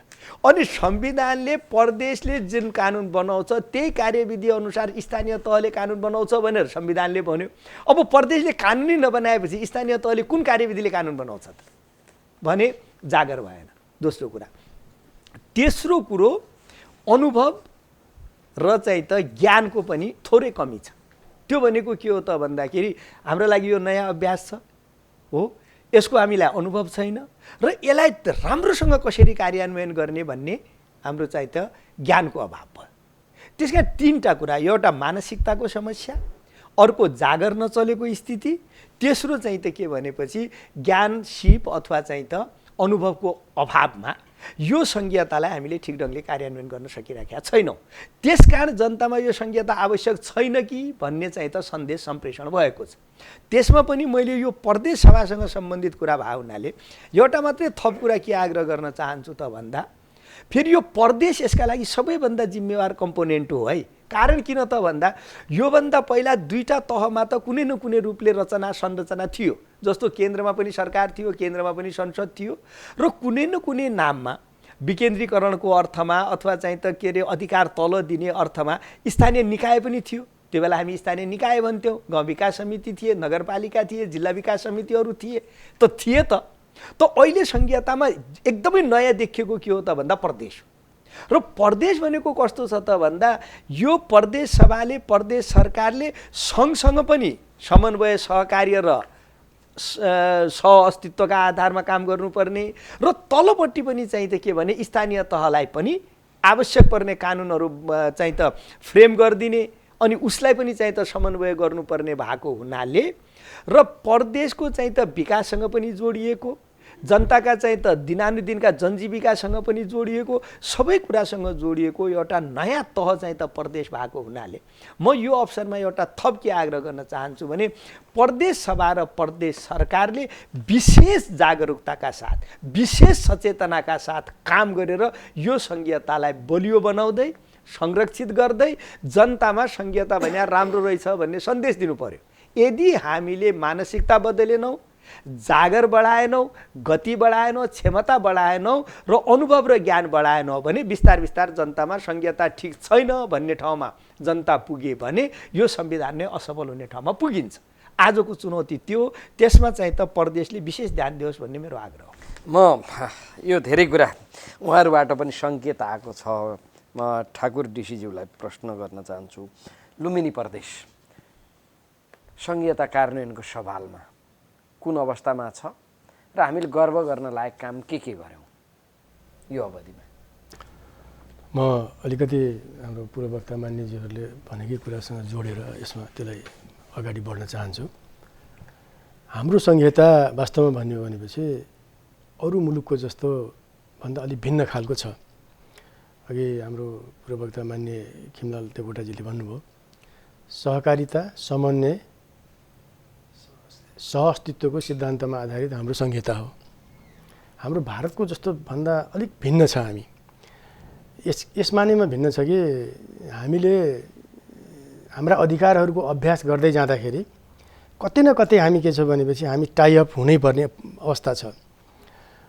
अब यहाँले जो प्रश्न राख्नुभयो अघि, मलाई के लाग्छ भनेपछि यो हामी संहिता कार्यान्वयनको चरणमा गएको अब समयको हिसाबले भन्नुहुन्छ भनेपछि अब संविधान जारी भएको 3 वर्ष भयो, 5 वर्ष भयो र खास गरिकन हामीले स्थानीय सङ्घ प्रदेशको निर्वाचन गरेर हामी अगाडि बढ्न थालेको 5 वर्ष पनि हाम्रो भएको छैन र यो बिचमा हामीले गरेका कतिपय क्रियाकलापहरू, हाम्रा संविधानले निर्दिष्ट गरेका कुराहरूलाई हामीले अगाडि बढाउँदाखेरि केही कुराहरू हाम्रा सकारात्मक छन् र केही कुराहरूमा हामीले अझै प्रयास गर्नुपर्ने जरुरी छ। जस्तो मलाई के लाग्छ भनेपछि राज्य शक्तिको प्रयोग 3 तहबाट प्रयोग गर्ने भनिसकेपछि त्यसको बन्दोबस्ती, अघि खिमलाल सरले भन्नुभयो त्यो सङ्घ प्रदेश र स्थानीय तहलाई को सम्बन्धलाई व्यवस्था गर्न बनेको ऐन त्यो अलिक पहिले आउनुपर्ने, अलिक ढिलो भयो। त्यसले 3 तहको सरकारको सम्बन्धको बारेमा त्यसले अलिकति व्याख्या गरेको छ र हामीलाई यो अहिले खास गरी लुम्बिनी प्रदेशको मात्रै होइन, समग्र चाहिने प्रदेशहरूको मैले पनि उहाँहरूको चाहिँ स्पिरिट मैले बुझेँ। कानुन नभइकन संहिता कार्यान्वयनलाई अगाडि बढाउन सक्ने सम्भावना छैन। जस्तो उदाहरणको लागि प्रदेश प्रहरी त्यो एकल अधिकारको कुरामा छ, तर त्यसका कतिपय त्यो सञ्चालन गर्दाखेरि सङ्घीय कानुन बमोजिम हुनुपर्ने भनेर त्यहाँ लेखेको छ। अब प्रदेश प्रहरी 2 नम्बरको सन्दर्भमा भन्नुहुन्छ भनेपछि उहाँहरूले अलिक बेग्लै तरिकाले अगाडि लग्नुभयो उहाँहरूले। र अरू प्रदेशहरूमा के गरियो भनेर भनेपछि त्यो प्रहरी ऐन, त्यसपछि कर्मचारी समायोजन, कर्मचारीहरूको पदहरू, पदनामहरू, पद मिलानहरू कसरी अगाडि बढ्ने भन्ने कुरो सँगै निजामती सेवा ऐन नबनिकन तल चाहिने पालिकाहरू, प्रदेशहरूले चाहिँ अगाडि बढ्दाखेरि त्यो समन्वय नहुने। किन भनेपछि हामीलाई समन्वय गरेर अगाडि जाने भनेर भनिरहेको छ उसले, संविधानले। त्यसले गर्दाखेरि केही कुरामा चाहिँ डिरेल अवश्य पनि भएको हो। र हाम्रो प्रदेशको सन्दर्भमा भन्नुहुन्छ भनेपछि हामीले संहिता कार्यान्वयनलाई बडा सुव्यवस्थित तरिकाले अगाडि बढाएको अवस्था छ। अघि हाम्रो मान्य रमेश लेखकजीले भन्नुभएको छ, यो हामीले 3 तहका सरकारको संरचना गर्दाखेरि हामीले स्रोत साधनको उपलब्धता, यसको चाहिने समुचित प्रयोग नभएकै कारणले केही असन्तुष्टिका कुराहरू आएका छन्। त्यसलाई चाहिने सर्भिस डेलिभरीका कुराहरू खास गरिकन यी कुराहरूलाई सम्बोधन गर्नुपर्ने हुन्छ। मुख्य रूपले जनताको मागै के हो भनेपछि हामीले संहिता किन ल्यायौँ भन्दाखेरि सरकार ढोका खोल्ने बित्तिकै सरकार देखिनु पर्यो, सरकार चाहिँ चिनिनु पर्यो, सरकारले चाहिने के भनेपछि रेस्पोन्स गर्नु पर्यो। त्यो हिसाबले सोचेर हामीले के गर्यौँ भने पहिलो वर्षमै हामीले यो एउटा आधार पत्रहरू यहाँ तयार पारेको छ लुम्बिनी प्रदेश सरकारले। त्यसलाई वस्तुस्थिति विवरण भनेको छ र प्रदेशभित्र स्रोत साधनको उपलब्धता के छ, यहाँ रोजगारका अवसर के छन्, वित्तीय लगानीका कुराहरू के छन्, आर्थिक क्रियाकलापहरू के छन्, यावत कुराहरू त्यसको चाहिने विस्तृत विवरण प्रत्येक बस्तीहरूमा प्रत्येक जिल्लाहरूमा यहाँ प्राकृतिक स्रोत साधन हामीले गर्न सक्ने ह्युमन रिसोर्सका कुराहरू के छन्, यावत कुराहरूको त्यो चाहिँ वस्तुस्थिति विवरण तयार पारेको छ सरकारले अहिले। त्यो अनुसार सरकारलाई कार्यक्रम बनाउनलाई सजिलो हुन्छ। मलाई जहाँसम्म लाग्छ यो विस्तृत विवरणहरू अन्यत्र कहीँ गराउनु भएको छ कि छैन त्यो चाहिँ मलाई याद भएन। त्यसै गरी हामीले के छ भने प्रमुख जिम्मेवारी हाम्रो के थियो भनेपछि अब अहिले सङ्घ र स्थानीय तहहरू पहिल्यै थिए। माननीय रमेशजीले लेखकजीले भन्नुभयो कि कुनै न कुनै रूपमा उनीहरू अस्तित्वमा थिए र उनीहरूले निरन्तर आफ्ना कामहरू गरिराखेका थिए। तर नयाँ कम्पोनेन्ट भनेको अत्यन्त चाहिँ के भने हाम्रो संहिताको मूल आधार भनेको यतिखेर प्रदेश सभा, प्रदेश सरकार, प्रदेश मन्त्री परिषद यिनै हुन्। र अब यो प्रदेश सरकारलाई चाहिनुपर्ने कानुनहरू हामीले चाहिने अहिले करिब करिब 55वटा ऐन हामीले निर्माण गरेका छौँ। प्रमाणीकरण भएको छ प्रदेश प्रमुखज्यूबाट 55वटा कानुन निर्माण गरेका छौँ। त्यसपछि हामीले 22वटा नियमावलीहरू तयार पारेका छौँ र कार्यविधिहरू झन्नै के छ भने हामीले चाहिँ 100 भन्दा बढी चाहिँ कार्यविधिहरू हामीले चाहिँ तयार पारेका छौँ। र अर्को महत्त्वपूर्ण कुरा हामीले स्थानीय तहलाई चाहिने कानुनहरू बनाउनको लागि संविधानले स्थानीय तहको कानुन निर्माण प्रक्रिया प्रदेश सरकारले तोके बमोजिम हुनेछ भनेर भने हुनाले हामीले सुरुकै वर्षमा प्रदेश सरकारको स्थापना भयो 2074 साल फागुन 3 गते प्रदेश सरकारको मन्त्री परिषदले शपथ लियो र पहिलो बैठकमै त्यसमा चाहिँ के गरियो भनेर भनेपछि प्रदेशमा कानुन निर्माण गर्नुपर्छ भनेर कानुन आयोगको गठन भएको थियो। त्यसपछि मुख्य न्यायाधिवक्ता कार्यालयको स्थापना भयो र हामीले के गर्यौँ भनेपछि प्रदेश सरकारलाई अगाडि बढ्नको लागि कानुन बिना अगाडि बढ्न सकिन्न भनेर हुन त स्थानीय पालिकाहरूको निर्वाचन 1 वर्ष पहिले नै भएको थियो। 74 साल वैशाख र जेठ असारमै निर्वाचन भयो र त्यो कानुन निर्माण गर्ने प्रक्रिया प्रदेश कानुन बमोजिम हुनेछ भनेर संविधानले जुन कुरो बोलेको थियो त्यसलाई गर्नलाई हामीले स्थानीय तहको कानुन निर्माण प्रक्रिया सम्बन्धी ऐन हामीले त्यो चाहिँ हामीले सुरुमै गरायौँ। अरू प्रदेशहरूले अलिक पछाडि बनाउनु भएको रहेछ। तर त्यो बेला के भन्यो भने चाहिँ डक्ट्रिन अफ नेसेसिटीको आधारमा भनेर स्थानीय पालिकाहरूले उहाँहरूले केही मस्यौदा कानुनहरू माथिबाट सङ्घीय मामिला मन्त्रालयबाट पठाउनु भएको रहेछ। त्यसको आधारमा उहाँहरूले ती कानुनहरू बनाउनु भयो। जस्तो शिक्षासँग, स्वास्थ्यसँग, अरू कतिपय प्राकृतिक स्रोत साधन, यो नदीजन्य पदार्थहरूको बिक्री विधान, जो राजस्व सङ्कलन गर्ने कुराहरूमा उहाँहरूले प्रदेश सभाको निर्वाचन 9 महिना पछाडि भएको छ, 8-9 महिना पछाडि भएको छ र स्थानीय सरकारको के अरे त्यसको गठन चाहिँ नि अलिक पहिल्यै भएको कारणले अब संविधानको एकल सूचीले प्रदान गरेका कुराहरूमा उहाँहरू कानुन बनाउन स्वतन्त्र हुनुहुन्थ्यो। तैपनि के छ भनेपछि त्यो कानुन बनाउने प्रक्रिया प्रदेश कानुन बमोजिम हुन्छ भनेको हुनाले हामीले त्यसलाई पहिले बनाएका छौँ। त्यस्तै गरी प्रदेश सरकारले अहिले भन्नुहुन्छ भने चाहिँ हामीले यो अहिले खास गरी यो कोभिडको जुन महामारी, विश्वव्यापी महामारी आयो त्यसलाई हामीले अत्यन्त सहजताका साथ, किनकि यो एउटा चाहिँ विश्वव्यापी नयाँ महामारी थियो, यहाँ एउटा महामारी भएको हुनाले विकसित मुलुकमा समेत के छ भनेपछि हाम्रो जत्तिकै जनसङ्ख्या भएका देशहरूमा त्यहाँ चाहिँ ठुलो चाहिने मानवीय क्षति भएको छ। 10,000 मान्छेको चाहिँ के छ भने ज्यान गएको छ भने चाहिँ हामीले कम्तीमा पनि के छ भनेपछि मानवीय क्षतिलाई हामीले सक्दो प्रयास गरेर हामीले के गर्यौँ भनेपछि कोभिड अस्पतालहरू 4वटा कोभिड स्पेसल अस्पतालहरू प्रदेश सरकारले गठन गर्यो। नेपालगञ्जमा सुशील कोइराला पूर्व प्रधानमन्त्रीज्यूको नाममा रहेको खोलेको अस्पताल छ।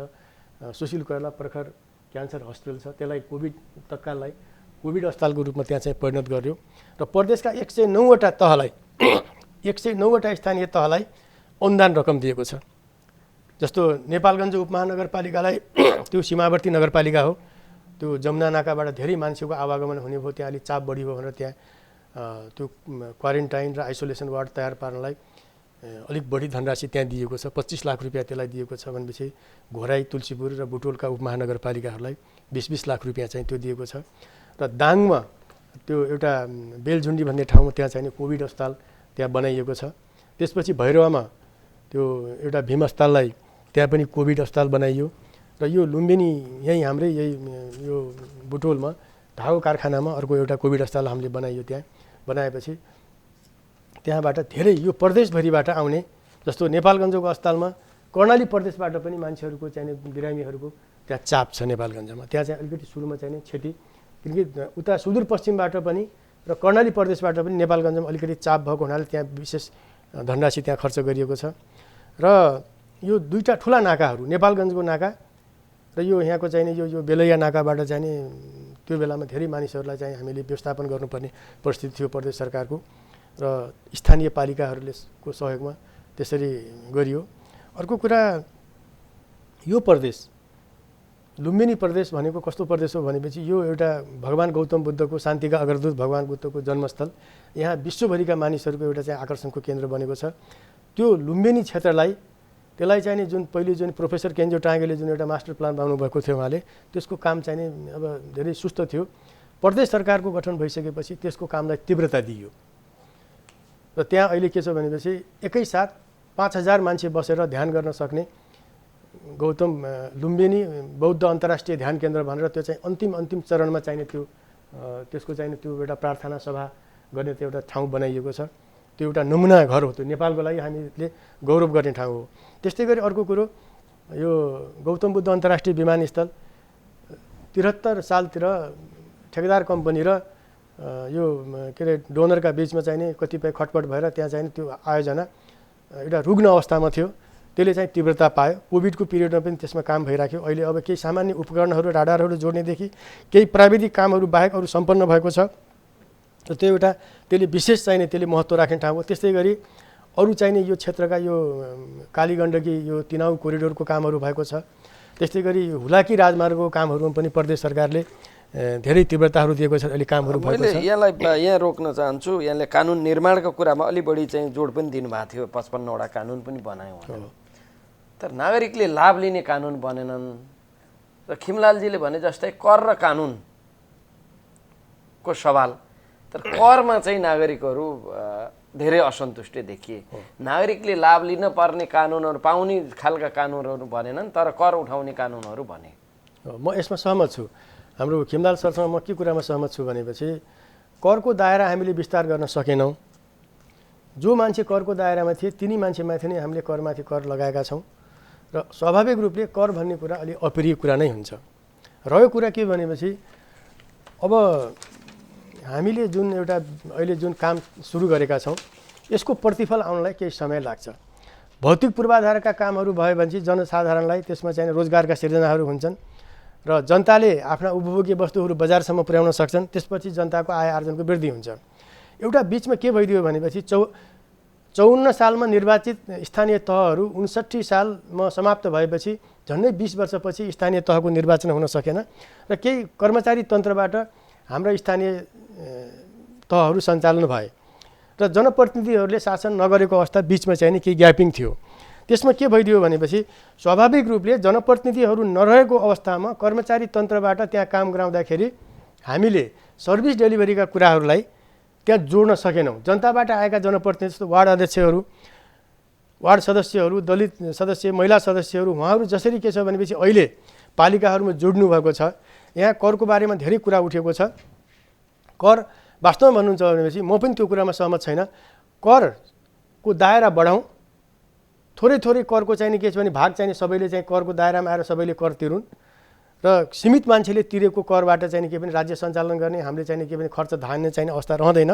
त्यसले गर्दाखेरि अहिले यो सेवा प्रवाहको कुरामा चाहिँ केही कुराहरू डिरेल भएका हुन्। के कारणले डिरेल भएका छन् भनेपछि हामी अहिले अलिकति अलमलमै छौँ। अझै पनि केही कुराहरूमा के कुरामा हामीहरू अलमल छौँ भनेपछि स्थानीय सरकार भनेको प्रदेश र सङ्घको मार्फत भएको हिजोकै स्थानीय निकाय हो कि भन्ने किसिमको एक किसिमको भ्रम पनि छ। तर संविधानमा के कुरा प्रश्न लेखिएको छ भनेपछि हाम्रा 3वटा सङ्घीय संरचना मध्येको त्यो पनि एउटा महत्त्वपूर्ण कम्पोनेन्ट हो, बराबरको हैसियत हो सङ्घ, प्रदेश, स्थानीय तह। किनकि हाम्रो सङ्घीय व्यवस्थापिका बन्ने कार्यविधिमा स्थानीय पालिकाहरूको पनि महत्त्वपूर्ण भूमिका हुन्छ। त्यहाँको मेयर साहबहरू, उपमेयरहरू, पालिकाको अध्यक्ष उपाध्यक्षहरू पनि त्यो चाहिँ सङ्घीय संसद बन्नेमा उहाँहरूको पनि भूमिका छ। यस्तै गरी प्रदेश सभाको सदस्यहरूको प्रदेश सभाको पनि भूमिका छ। अहिलेलाई जुन एउटा जो असन्तुष्टिको कुरा आएको एउटा कारण के हो भने हामीले त्यसलाई सम्बोधन गर्न अलिकति मलाई लाग्छ समय लाग्छ होला। किन भनेपछि यो बिचमा यो हामीलाई 8-9 महिनाको डिस्टर्बेन्स भयो। यहाँ अलिकति आय आर्जनका कुराहरू, अलिकति रोजगारी सिर्जनाका कुराहरूमा केही कुराहरू हामीले चाहिँ आशातीत रूपमा हामीले काम गर्न सकेनौँ। हाम्रै प्रदेशको सन्दर्भमा भन्नुहुन्छ भनेपछि हामी जिडिपीमा प्रति व्यक्ति आयमा हामीले चाहिँ के छ भनेपछि हामी दुई अङ्कको हामीले चाहिँ के भने आर्थिक वृद्धि दर चाहिँ हामीले हासिल गर्ने अवस्था थियो। अझ रूपन्देही जिल्लाकोमा यो प्रदेशमा बाँके बर्दिया अलिक पछाडि थियो, बाँके अलिक अगाडि गएको छ। र कपिलवस्तु, रूपन्देही, नवलपरासी यी 3टा जिल्लाको अरू पहाडका जिल्लाहरू गुल्मी, अर्घाखाँची, पाल्पाको तुलना गर्दाखेरि रूपन्देही जिल्लामा यहाँ तीव्र औद्योगिकरण भइराखेको थियो। यहाँ आर्थिक गतिविधिका कुराहरू तीव्र रूपमा अगाडि आएका थिए। यो जिल्लाको कुराले गर्दाखेरि बिचमा कोभिडको पिरियडले गर्दाखेरि हामीले केही काम गर्न सकेनौँ। अहिले फेरि के छ भने जनजीवन एउटा पुरानै लयमा चाहिँ फर्किन राखेको छ र हामीले जो मान्छेहरूले चाहिँ के भनेपछि कर वृद्धि गर्यो, हामीले कर मात्रै तिर्ने भन्ने जो कुरा आएको छ, यसमा पुनरावलोकन गर्नुपर्ने कुरो आएको छ। र सङ्घ सरकारले पनि के भनेको छ भनेपछि पालिकाहरूलाई उहाँहरूलाई निर्दिष्ट कुरामा उहाँहरूले कर लिनुहोस् र अरू तथानाम कर लिएर चाहिँ के छ भने जनतालाई मार पर्ने किसिमका चाहिँ काम नगर्नुहोस् भनेर हामीले चाहिँ प्रदेश सरकारले पनि खास गरिकन के भने यो यातायात क्षेत्रमा लगाइएको कर, अरू यो के अरे यो किसानहरूले उत्पादन गरेका वस्तुहरू एक जिल्लाबाट अर्को जिल्लामा लाँदाखेरि मैले सुनेको थिएँ कपिलवस्तुको तरकारीहरू अर्घाखाँचीमा लाँदाखेरि त्यहाँ चाहिँ के भनेपछि त्यहाँ समझदारी नभएर त्यो तरकारीहरू गाड्नु परेको अवस्था थियो। एक जिल्लाबाट अर्को जिल्लामा जानलाई चाहिने मालवस्तुहरू ढुवानी गर्नलाई समान संरक्षण दिनुपर्छ भनेर संविधानले पनि भनेको अवस्था छ। अहिले 2-3 वर्षको अवधिमै हामीले चाहिँ के छ भनेपछि अब संविधानले निर्दिष्ट गरेका सबै कुराहरू हामीले 5 वर्षमा पुरा गर्न सकिन्छ भन्ने कुरा त्यो अलि त्यति स्वाभाविक जस्तो पनि मलाई लाग्दैन। र एउटा चरण अब हामीले पार हुन दिउँ। पालिकाहरूले गरेका काम कुराको पनि समीक्षा होला। अघि मान्यज्यूहरूले भन्नुभएको छ तत्त निकायमा यहाँ पनि मुख्यमन्त्रीको संयोजकत्वमा प्रदेश समन्वय परिषद यहाँ पनि छ। सम्पूर्ण पालिकाहरूको चाहिँ प्रमुखज्यूहरू, त्यहाँका कार्यकारीहरू उहाँहरूलाई त्यहाँ बोलाइन्छ र विज्ञहरूलाई पनि त्यहाँ बोलाएर हामी कुन चरणमा छौँ भन्ने कुरा हामी त्यसमा छलफलमै छौँ। मलाई जहाँसम्म लाग्छ हामीले अङ्गीकार गरेको जो अहिलेको प्रणाली छ, यो प्रणाली सहअस्तित्व, सहकारी, समन्वयको सिद्धान्तमा आधारित हामीले भनेका छौँ। सरी, यो चाहिने ठिकै ढङ्गले अगाडि जान्छ होला भन्ने मलाई लाग्छ। अब खिमलालजी, हामी सङ्घीयता कार्यान्वयनको सवालमा संसदीय अभ्यासमै छौँ। अझै पनि निर्वाचन र मताधिकार बाहेक अधिकारको पहुँच केन्द्रीकृतै छ भन्ने कुरामा स्वीकार गर्न सकिन्छ, मान्नुहुन्छ यहाँ? हाम्रो संविधानले त्यसो भन्दैन हैन, तर व्यवहारमा त हामी त्यसैमा छौँ नि, त्योभन्दा बाहिर जान सकिन्छ त्यसैमा। हाम्रो संविधानले चाहिँ अधिकारहरूको निक्षेपण भएको छ। अधिकारहरू जनताका हकमा मौलिक हक मार्फत र स्थानीय तह र प्रदेश संरचना मार्फत 761 ठाउँमा अधिकारको निक्षेपण भएको छ। त्यो पनि संविधान अनुसार संविधानले अनुसूची तोकेरै तिमीलाई अधिकार यो हो भनेकै छ। तर समस्या चाहिँ मानसिकता चाहिँ त्यो संविधानभन्दा अलि पृथक ढङ्गले गएको छ। मानसिकता नै हो जुन अघि मान्य रमेश लेखकजीले त्यो कुरा राख्नु भएको थियो। तर यसका बावजुद पनि प्रिभेल गर्ने त मानसिकता होइन हैन, जुन प्रिभेल गर्ने त संविधान हो। अहिले संविधान के छ त्यो कार्यान्वयन, मेरो दिमाग के छ भन्ने कुरासँग सरोकार भएन। संविधान के छ त्यो कार्यान्वयन गर्नुपर्छ। मेरो दिमागमा भएअनुसार मैले संविधान कार्यान्वयन गर्न थालेँ भने त्यो संविधान विपरीत हुन्छ। त्यसकारण संविधान विपरीतको काम कारबाहीलाई कसैले पनि मान्य बनाउँदैनन्। यो कुरा चाहिँ साँचो हो। तर यसका बावजुद पनि 2-3टा कुरा यहाँ चाहिँ विचारणीय छन्। जस्तो मुख्य न्यायाधिवक्ताजीले यहाँको विवरणहरूको बारेमा राख्नुभयो, अघि मान्य रमेशजीले राख्नुभयो। 3टा कुरालाई हामीले एकदमै ख्याल गर्नुपर्ने कुरा हो। हाम्रो संरचना के हो त्यसलाई 1000 चोटि दिमागमा राख्नु पर्यो, किनभने हाम्रो दिमागमा एकात्मक संरचनै छ।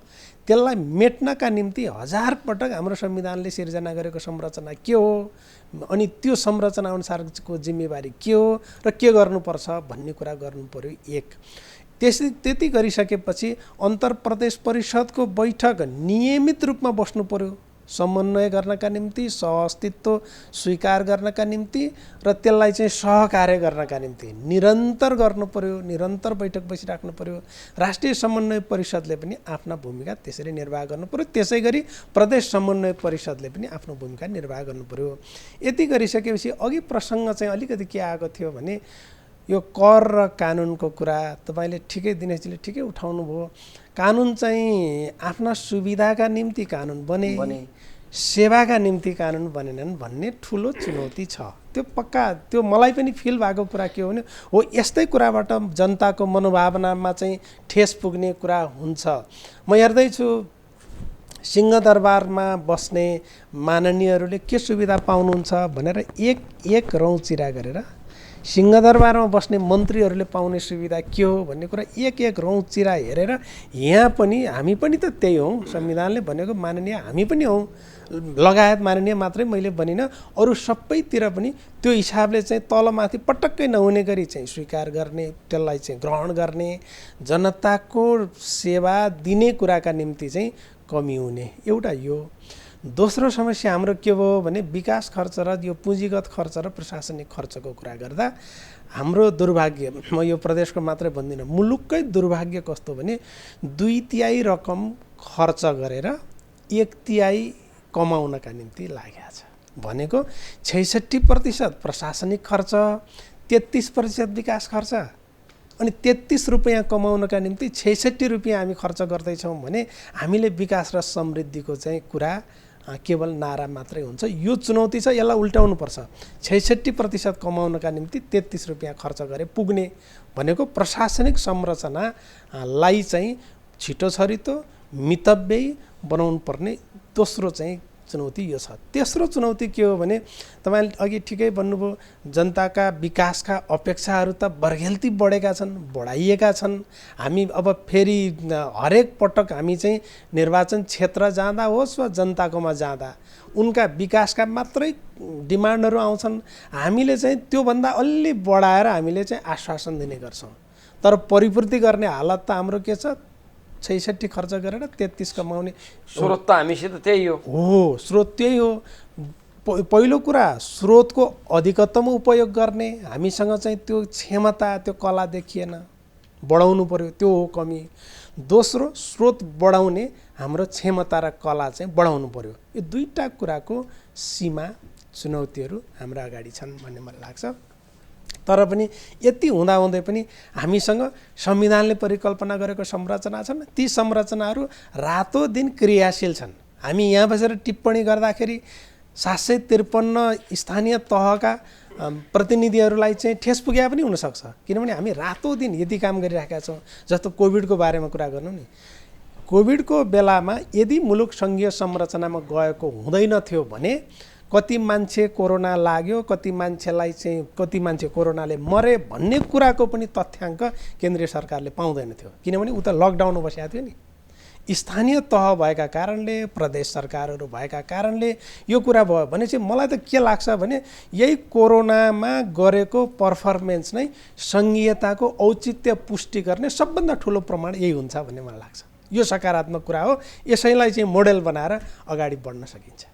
रमेशजी, एउटा तथ्याङ्क सार्वजनिक भएरै छ, नेपालको बहुपक्षीय गरिबी 28% र त्योमध्ये सहरी गरिबी 7%, ग्रामीण क्षेत्रको 33% र त्यसमा पनि प्रदेश 2 र कर्णाली प्रदेशमा 50% को गरिबीको अवस्था छ। भनेपछि हामी यो सङ्घीयतामा अब समान अधिकार, समान पहुँच र त्यो गरिबी अन्त्यको एउटा वातावरणको अपेक्षा थियो नि, त्यो पुरा होला त? हामी त स्थिति त त्यो रहेछ नि त। 2-3टा कुरा। अब अहिले वास्तवमा यो हाम्रो अहिले छलफलको चुरो भनौँ अथवा हाम्रो छलफलको केन्द्रीय विषय भनेको संविधानले जे भाव व्यक्त गरेको छ अथवा जे व्यवस्था गरेको छ तदनुरूप सबै कुराहरू अगाडि बढ्न सकेका छन् कि छैनन् भन्ने नै मूल कुरा हो। यहाँले राख्नुभएको गरिबीको तथ्याङ्कको विषय होस् अथवा चाहिँ त अरू सबै विषयहरू को मूल विषय के हो त भन्दा संविधानले जे भन्यो तदनुरूप हामी अगाडि बढ्न सकेका छौँ कि छैनौँ भन्ने नै भयो हुनाले त्यसमा मेरो एउटा कुरा के छ भने हामी ठ्याक्कै संविधानले भने जसरी अगाडि बढ्न सकिरहेका छैनौँ।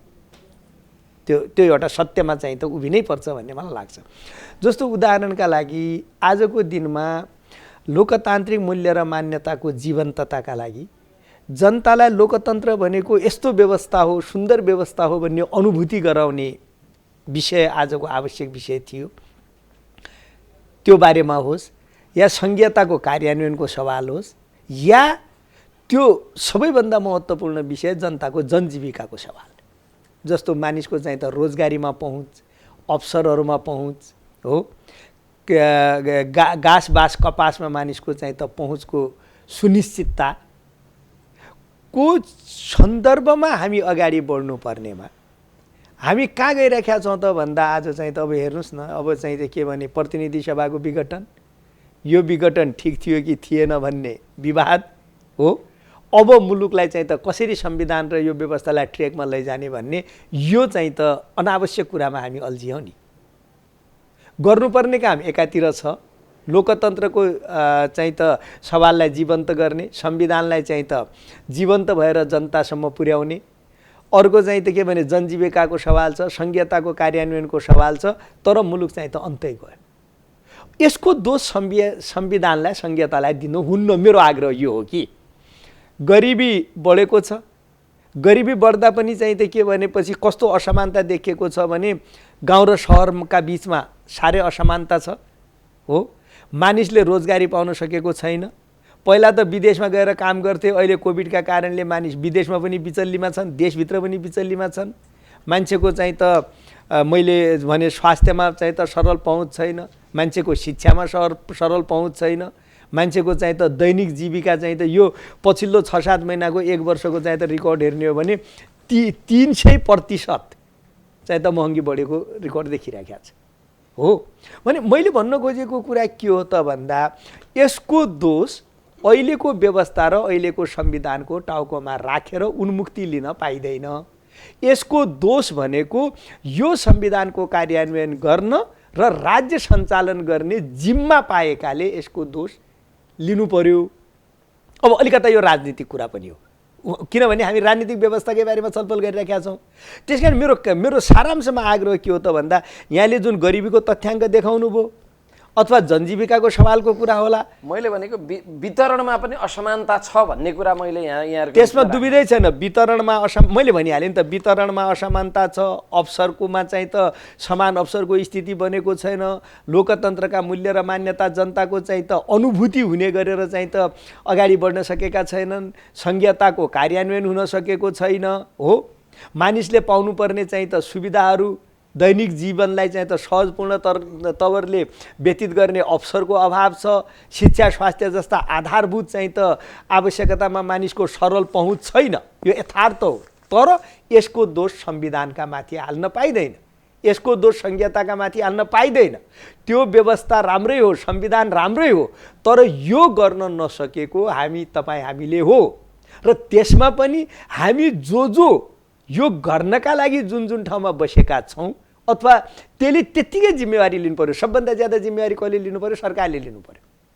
यो संविधान कार्यान्वयन हुन नसकेको जिम्मेवारी कसले लिने हो? सरकारले लिने हो। थोरै चाहिँ त अरू राजनीतिक दलले पनि लिनु पर्ला हो।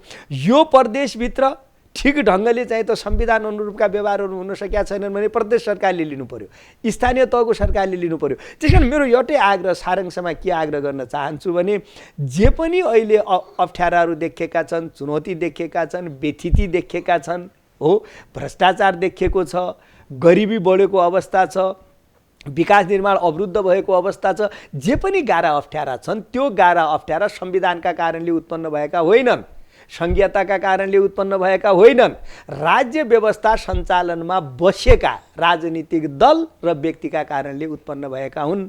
त्यसकारण त्यो कुरा चाहिँ त ठिक ढङ्गले बुझ्न र बुझाउन आवश्यक छ हो। यो असमान वितरणलाई समान बनाउने सबभन्दा राम्रो व्यवस्था भनेको सङ्घीय व्यवस्था हो क्या। एकात्मक भएको भएदेखि त्यो विवेकले चाहिँ वितरण गर्ने हो बजेट। सङ्घीय प्रणालीले के गर्छ भने इक्वलाइजेसन प्रोसेस भन्छ, समन्यायीकरण वित्तीय हस्तान्तरण कार्यक्रम भन्छ। त्यसमा के भन्छ भने जुन थोरै कमाउँछ त्यसलाई धेरै अनुदान दिएर समान बनाउनुपर्छ, जसले धेरै कमाउँछ त्यसलाई चाहिँ ठिक्क अनुदान दिएर अरू समान बनाउनुपर्छ भन्ने यो संसारको सिद्धान्त पनि हो। त्यसो भएको हुनाले हाम्रो वित्त आयोग पनि छ, त्यो वित्त आयोगले पनि त्यही सूत्रको आधारमा काम गरिराखेको छ। त्यसकारण समस्या ठिक ढङ्गले पहिचान भयो। 2 नम्बर र कर्णाली असमान वितरणबाट प्रताडित थिए, अब चाहिँ तिनको समाधान संघीयताले गर्छ भन्ने मैले खालि यति कुरा। विधि र पद्धति कार्यान्वयनमा अझै पनि हामी कमजोर छौँ भन्ने कुरा चाहिँ मान्न सकिन्छ। एकदम, तपाईँले एकदम ठिक भन्नुभयो। हामीसँग संविधान, यति सुन्दर संविधान छ त्यो संविधानका कारणले या सङ्घीयताका कारणले अहिलेका समस्या सिर्जना भएका होइनन् भन्ने कुरा चाहिँ मान्य रमेशजीले एकदम सुन्दर ढङ्गले भन्नुभयो। हामीसँग संविधान त यति परिष्कृत संविधान भयो नि, हामीले यो 21औं शताब्दीको दोस्रो दशकमा जारी भएको संविधान हामीलाई सुविधा के भयो भने संसारभरिका संविधानको अध्ययन पनि गऱ्यौँ, संसारभरिका संविधानको असफलताको पाठ पनि हामीले सिक्यौँ, असफलता नदोहोऱ्याउने सफलतालाई चाहिँ संस्थागत गर्ने यो अवसर हामीले प्राप्त गरेका कारणले हाम्रो संविधान चाहिँ सुन्दर छ, त्यसमा विवाद छैन। हाम्रो संविधानले के पनि भन्यो भने अधिकारको बाँडफाँड कसरी गर्ने, तिनको ठिक ढङ्गले प्रयोग कसरी गर्ने, विवाद भयो भने विवाद समाधान गर्ने मेकानिजमहरू कस्तो बनाउने, सम्बन्धलाई कसरी व्यवस्थित गर्ने भन्ने कुरालाई चाहिँ पर्फेक्टली संविधानमा राखेको छ। तर खाली कुरा के हो भने प्रयोग गर्ने कुरामा संविधानले भने बमोजिमको, संविधानले परिकल्पना गरेको बमोजिमको हामीले प्रयोग गर्न सकेका छैनौँ, त्यो हाम्रो समस्या हो।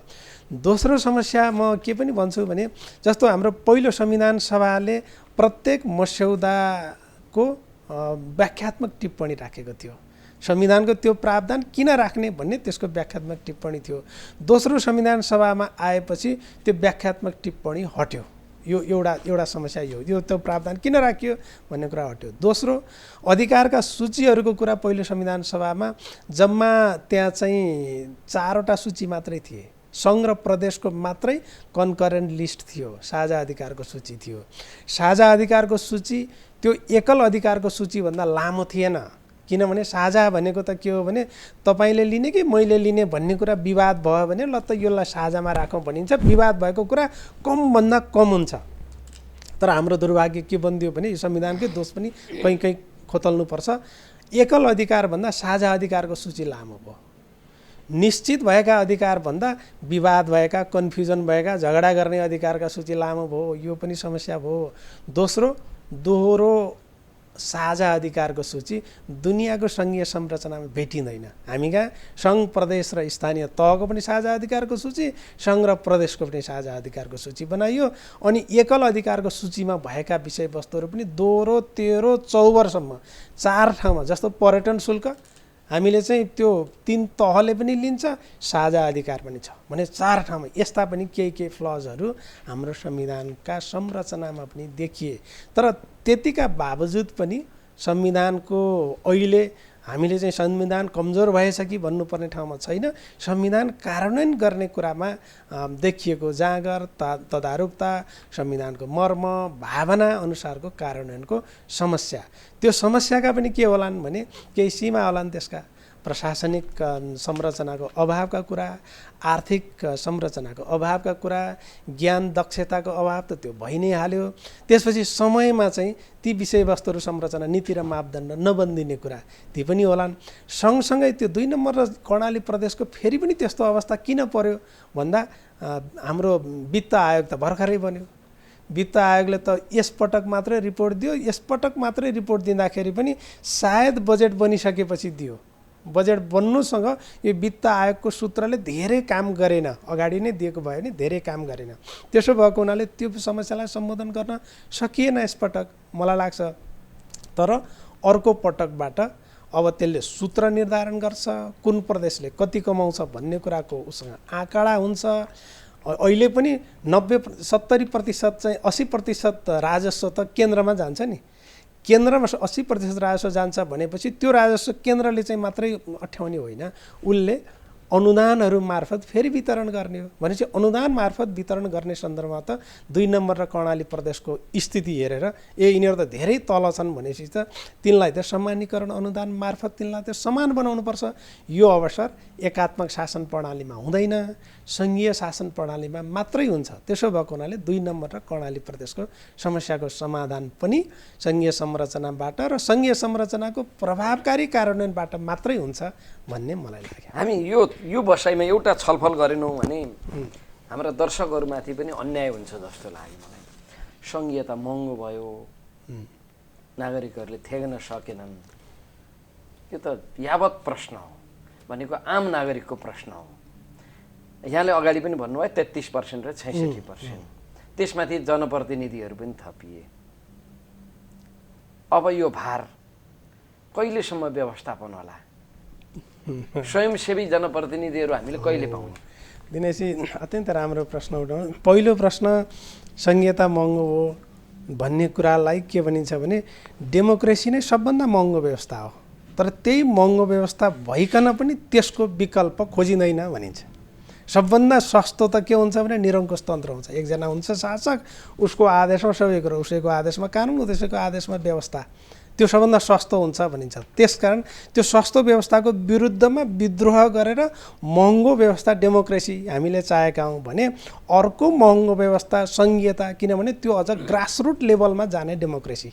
सङ्घीयता भनेको ग्रासरुट लेभलमा जाने डेमोक्रेसी भएको हुनाले जतिसुकै महँगो भए पनि जनताले त्यो बेहोर्न तयार छन् भन्ने कुरा यो साँचो हो। त्यसो भएको हुनाले महँगो भयो भन्ने कुराको म कुनै तुक र अर्थ देख्दिनँ। दोस्रो कुरा तपाईँले एकदम गम्भीर प्रश्न उठाउनु भयो। राजनीति अहिले अचम्म लाग्छ कि हामी पनि राजनीति, तपाईँको पेसा के हो भनेर तपाईँले सोध्यो भने तपाईँले पत्रकारिता भन्नुहुन्छ। अब मलाई सोद्धाखेरि मैले त आजकल भन्न छोडेको छु। हामी जस्ता मान्छेलाई चाहिँ तपाईँको पेसा के हो भन्दा राजनीति भन्छन् कि अधिकांश मान्छेले, राजनीति गर्ने मान्छेले पेसा राजनीति हो भन्छन्। सबभन्दा फन्डामेन्टल्ली रङ यहाँ हो। राजनीति पेसा होइन, सेवा हो। यथार्थमा सेवा हो, तर व्यवहारमा त्यो सेवा बन्न सकिराखेका छैन। एक। दोस्रो कुरा, डेमोक्रेसीको फन्डामेन्टल भनेको इलेक्सन हो। इलेक्सन अहिले भ्रष्टाचारको स्रोत, अपराधको स्रोत, राजनीतिलाई अपराधीकरण गर्ने साधन बन्या छ दुर्भाग्यवश है। हो, यो चाहिँ हाम्रो निम्ति चुनौती हो।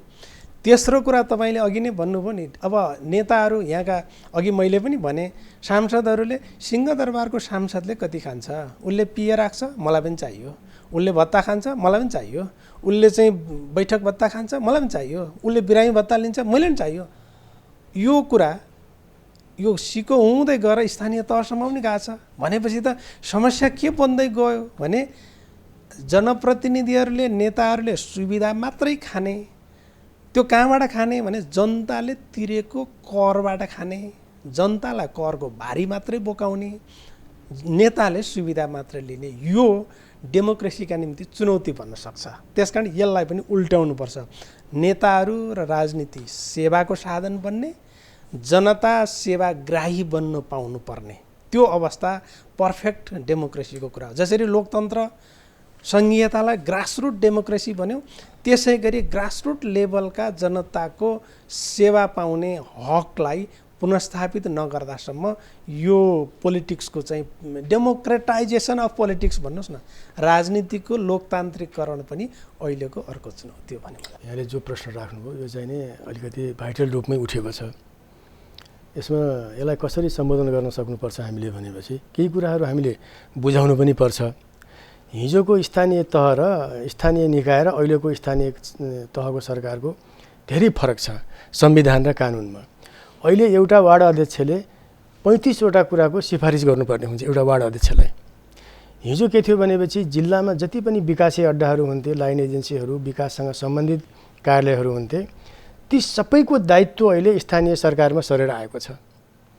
जिल्ला प्रशासन कार्यालय, जिल्ला प्रहरी कार्यालय, सरकारी वकिल कार्यालय र त्यो तलब खुवाउने कोष लेखा नियन्त्रक, 4वटा कार्यालय बाहेक जिल्ला स्थित विकास निर्माणका सम्पूर्ण कार्यालयहरूको दायित्व गाउँ विकास समिति, गाउँपालिका र नगरपालिकामा त्यहाँ सरेर आएको छ।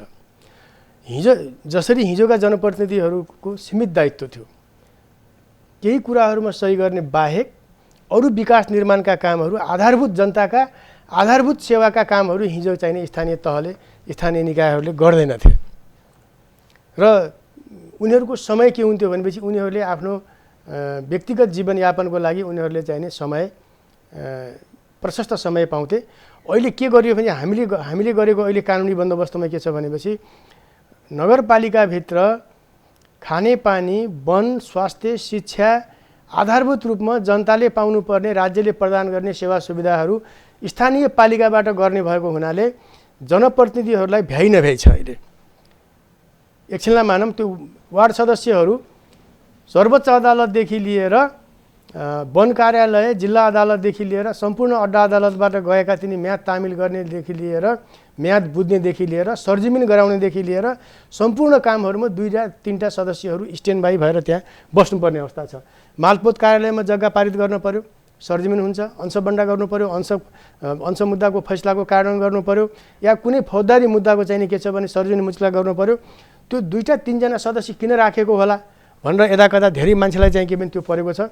हामी प्रत्यक्ष रूपमा हामीले जुन कुरा भोगेका छौँ, स्थानीय तहका जति पनि पदाधिकारीदेखि लिएर सदस्यहरू हुनुहुन्छ उहाँहरू 24 घण्टा, उहाँहरू बेलुका बिहान 7 बजेदेखि उहाँहरू बेलुका 7 बजेसम्म उहाँहरू चाहिँ दैनिक रूपमा त्यो योजनाको अनुगमन गर्ने, विकास निर्माणका कामलाई चाहिँ हेर्ने, निरीक्षण गर्ने र दैनिक प्रशासनका चाहिँ कार्यपालिकाका बैठकहरूमा सामेल हुने, वडा कार्यालयहरूमा खोल्ने, वडा कार्यालयबाट दिनुपर्ने जनताका सुविधाहरू दिनुपर्ने उहाँहरूका धेरै कुराहरू भएको हुनाले उहाँहरूलाई जुन राज्यले आफ्नो स्रोतले भ्याएसम्म त्यहाँ के भनेको छ भनेर भने यो कुरामा धेरै एउटा भ्रम पनि सिर्जना भएको छ।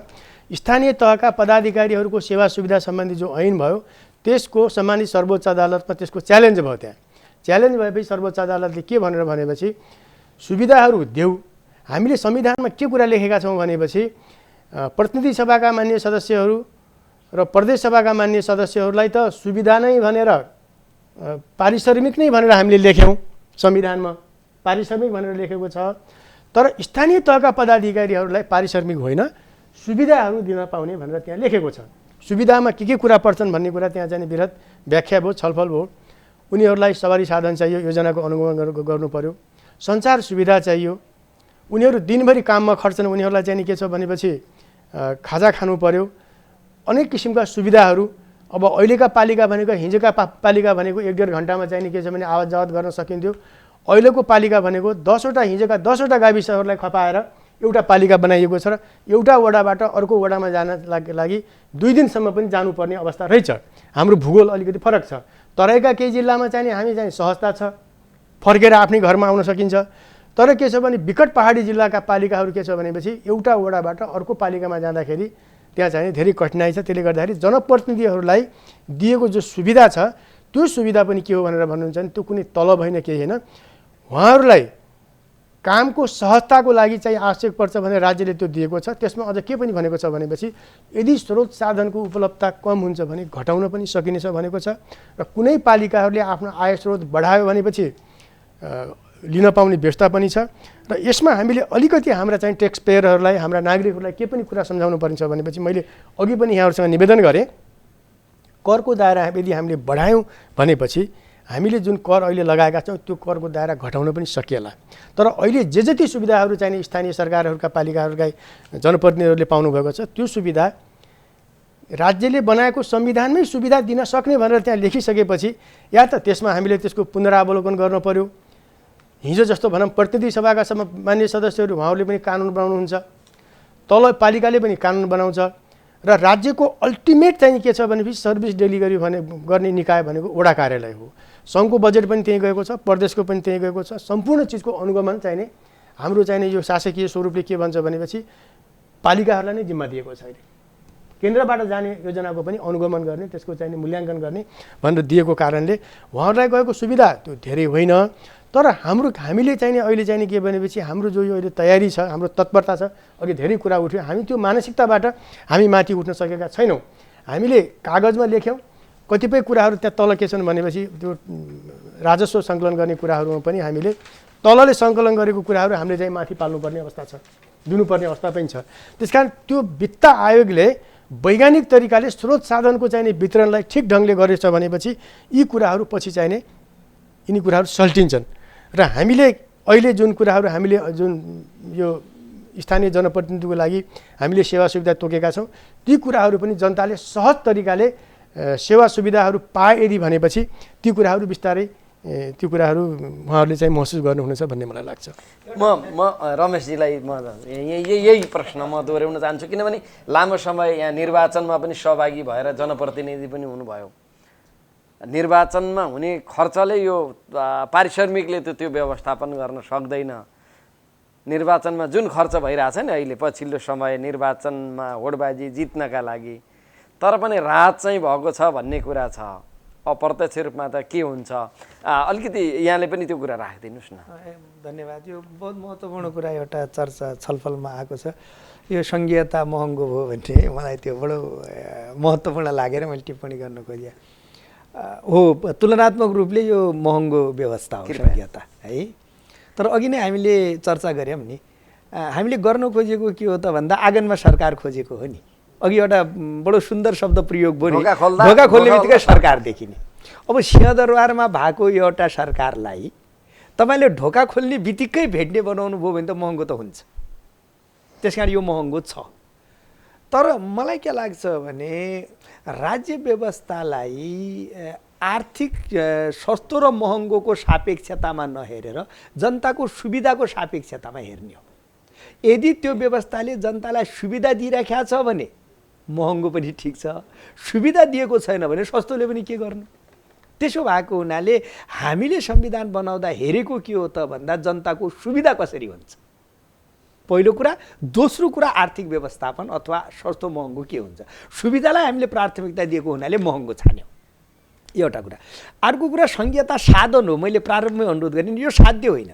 कहिलेकाहीँ हाम्रो एउटा समस्या म देख्छु, हाम्रो समस्या के देख्छु भने हामी साधन र साध्यको बिचमा फरक छुट्याउने कुरामा भ्रमित हुन्छौँ। कहिलेकाहीँ हामी चाहिँ त साधनलाई साध्य सम्झिदिन्छौँ, साध्यलाई पनि साधनकै रूपमा देख्छौँ। त मैले आग्रह गर्न खोजेको के हो त भन्दाखेरि साध्य भनेको जनताको समृद्धि हो, विकास हो, सुशासन हो, शान्ति हो। त्यो साध्य हो।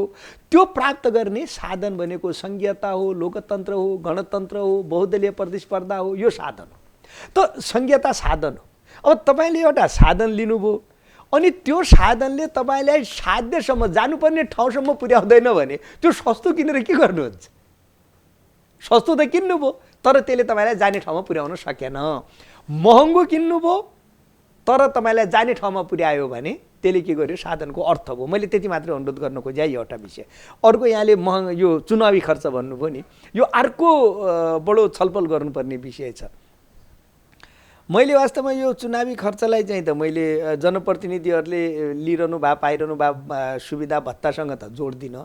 तर भयावह अवस्था छ। अवस्था के भयावह छ भने निर्वाचन अत्यन्त ज्यादा महँगो भएको छ। एउटा वडा अध्यक्षले निर्वाचन जित्नका लागि 50 लाखसम्म खर्च गरेको अवस्था। अब त्यो जनप्रतिनिधि स्वयंसेवी बन्न सक्छ त? यो मैले हजुरलाई सारांशमा भन्नुपर्दा यो स्थिति भनेको यो व्यवस्थाका लागि सबैभन्दा ठुलो चुनौती हो। यदि यो व्यवस्था ध्वस्त हुन्छ भने त्यसको कारण र कारकका रूपमा एउटा यो कुरा पनि रहन्छ। निर्वाचन महँगो हुनु, निर्वाचन महँगो हुने बित्तिकै यसले भ्रष्टाचार बढाउनु हो। भ्रष्टाचार बढाउने बित्तिकै कुशासन प्रारम्भ हुनु, त्यसले जनतामा वितृष्णा जागृत हुनु, जनता निराश हुनु र त्यसपछि त्यसले व्यवस्था समाप्त हुने ठाउँसम्म पुर्याउँछ। त्यस कारण हेर्दाखेरि सामान्य देखिन्छ, के खर्चपर्चकै कुरा त हो नि भन्ने देखिन्छ। तर यसले लोकतन्त्रलाई दूरगामी प्रभाव पार्ने भएको हुनाले हामीले यो निर्वाचनलाई सरल, सहज र चाहिँ त के भने कमसेकम खर्चिलो कसरी बनाउने भन्ने उपायको खोजी गर्नुपर्छ। निर्वाचन अत्यन्त महँगो भइरहेछ एउटा कुरा हो। यो अत्यन्त गम्भीरतापूर्वक ध्यान दिनुपर्ने विषय हो। अर्को कुरा भनेको अब जनप्रतिनिधिहरूको सुविधाको कुरा छ। अब यो सुविधाको लागि हेर्नुहोस् दुईवटा रूपले हेर्न सकिन्छ। अब अत्यन्त सम्पन्न देशहरूमा, धनी देशहरूमा, युरोपतिर पनि छ, स्वयंसेवी चाहिँ त जनप्रतिनिधिहरू हुन्छन् हो। उहाँहरूलाई चाहिँ त हाम्रो जस्तो मासिक चाहिँ त पारिश्रमिक दिनुपर्ने, भत्ता दिनुपर्ने हुन्न हो। वर्षभरि आफ्नो काम गर्छन्। 1 महिना, 2 महिना, 3 महिना जति समय चाहिँ त हाउस चल्छ, संसद अथवा अरू चाहिँ त जुन पनि व्यवस्थापकीय हाउसहरू चल्छन्, सदनहरू चल्छन्, त्यो बेला सान्तिनो चाहिँ त भत्ता दिइदिन्छ। अरू बेला उहाँहरू आफ्नो काम आफै गर्नुहुन्छ, राज्यले दिँदैन। अब त्यो के हो भने अत्यन्त सम्पन्न भएको मुलुकको पनि कुरा हो र चाहिँ त एक ढङ्गले चाहिँ त के भने पद्धति एकदमै चाहिँ त परिपक्व भइसकेको अवस्था पनि हो। अब हामी कहाँ कस्तो छ भनेपछि अब चाहिँ त जनप्रतिनिधिलाई जिम्मा दिएका छौँ। अब जिम्मा दिइसकेपछि काम गर्नुपर्छ। अब काम गर्दाखेरि चाहिँ त के भने उसलाई अलिकता पारिश्रमिक, अलिकता चाहिँ त आवत जावत, खान बस्न सुविधा दिएन भने पनि काममा कमी आउँछ। त्यसो भएको हुनाले मैले जनप्रतिनिधिले पाएको भत्ताका कारणले मुलुक बिग्रियो भन्ने ठाउँमा म छैन है। यदि राम्रोसँग काम गरिदिने हो भने त्यो भत्ता लिए बापत मुलुक बिग्रिँदैन। बरु मुलुक चाहिँ त के भने यो महँगो चुनाव प्रणाली, भ्रष्टाचार कुशासनले मुलुक बिग्रिन्छ, जनप्रतिनिधिले पाउने सान्तिनो भत्ताले देशै बर्बाद हुन्छ भन्ने होइन, तर त्यसलाई पनि अलिकता व्यवस्थित र कानुन सङ्गत गरेर लिएर जानुपर्छ। हामी यो कार्यक्रममा संविधान सङ्घीयताका सवालमा बढी छलफल गऱ्यौँ। यसका सुन्दर पक्षहरू हामी केलाउँदै पनि गयौँ। अब हामीले यो मुलुकलाई समृद्ध मुलुकको रूपमा अगाडि देख्नका लागि अबको बाटो के हुन सक्छ? म अन्त्यमा तिनैजनालाई यो प्रश्न राख्न चाहन्छु। म पहिलो खिमलाल देवकोटाज्यू। सबभन्दा पहिला त हामीले 70 वर्षदेखिको सङ्घर्षको परिणामस्वरूप 250 वर्ष लामो राजतन्त्रलाई अन्त गरेर गणतन्त्र, सङ्घीयता, धर्मनिरपेक्षता र समानुपातिक समावेशी सिद्धान्त सहितको संविधान हामीले प्राप्त गरेका छौँ। यो संविधानको सफल कार्यान्वयन सबभन्दा पहिलो चुनौती हो। सफल कार्यान्वयन सँगसँगै यो संविधानप्रति आइपर्ने चुनौतीहरूको विरुद्ध सामना गर्ने र यसको रक्षा गर्ने कुरा दोस्रो कुरा हो। तेस्रो कुरा, यो संविधानले परिकल्पना गरेको खास गरी समाजवाद उन्मुख समाज हो नि, यसले सिर्जना गर्न खोजेको त यसको गन्तव्य समाजवाद हो। समाजवादमा पुर्याउनका निम्ति यो संविधान साधनको रूपमा चाहिँ आइराखेको छ भने त्यहाँसम्म लैजानका निम्ति त यसका कर्ताहरूले गर्नुपर्छ भन्ने दोस्रो कुरा हो। तेस्रो कुरा चाहिँ राजनीतिलाई यो संविधानले परिकल्पना गरेको सङ्घीय संरचना र लोकतन्त्र, यो दुईटा कुरालाई लोकतान्त्रिकरण गर्ने र हरेक मान्छे लोकतान्त्रिक हुने कुरा, जनता र नेता बिचको ग्याप, शासक र शासित बिचको विभेद, मान्छे बिचको विभेद र विभिन्न वर्ग, क्षेत्र, लिङ्ग, समुदाय बिचको विभेद, यसलाई अन्त गर्ने कुरा यो संविधानले परिकल्पना गर्छ। प्रस्तावनामा यो कुरा भन्छ। त्यसलाई चाहिँ हामीले कार्यान्वयन गरिसक्दाखेरि अत्यन्त सुन्दर समाज म देख्दछु। हामीले जुन समाजवाद भन्यौँ, लोकतान्त्रिक समाजवाद, अझ हामीले चाहिँ लोकतन्त्रमा आधारित समाजवाद हामीले त्यो भनिराखेका छौँ भने त्यो ठाउँमा पुर्याउनका निम्ति यो संविधान सक्षम छ भन्ने मलाई लाग्दछ। त्यसकारण यो संविधानका सुन्दर पक्षहरू ती हुन्। त्यसैमा केन्द्रित भएर, ध्यान केन्द्रित गरेर कार्यान्वयन गर्नु बाहेक मैले अर्को विकल्प देखिराखेका छैन। सानातिना चुनौतीहरू छन्, चुनौतीहरूलाई सामना गर्नुपर्छ। थोरबहुत केही चाहिँ समस्याहरू पनि छन्, समस्याहरूका विरुद्ध जुझ्नुपर्छ र यो संविधानको रक्षा र यो संविधानको प्रयोग अहिलेको निष्कर्ष यही हो भने। ठाकुरजी, मलाई पनि के लाग्छ भनेपछि अब हामीले एउटा राजनैतिक पद्धति हामीले सर्वसम्मतमा रूपमा हामी अगाडि बढेका छौँ। हाम्रो संविधानले केही मूलभूत सिद्धान्तहरूलाई अङ्गीकार गरेको छ। यसमा के भनेको छ भन्नुहुन्छ भनेपछि यसको लक्ष्य संविधानको राज्यको सीमित स्रोत साधनलाई सम्पूर्ण जनताको बिचमा समान वितरण गर्ने। अघि खिमलाल सरले पनि भन्नुभयो समाजवाद उन्मुख हाम्रो चाहिने, हामीले संविधानमै त्यो कुरो लेखेका छौँ। आर्थिक पक्ष ठुलो कुरो छ। अहिले हामीले अरू कुरा त गऱ्यौँ, राजनीतिक परिवर्तन पनि हामीले गऱ्यौँ।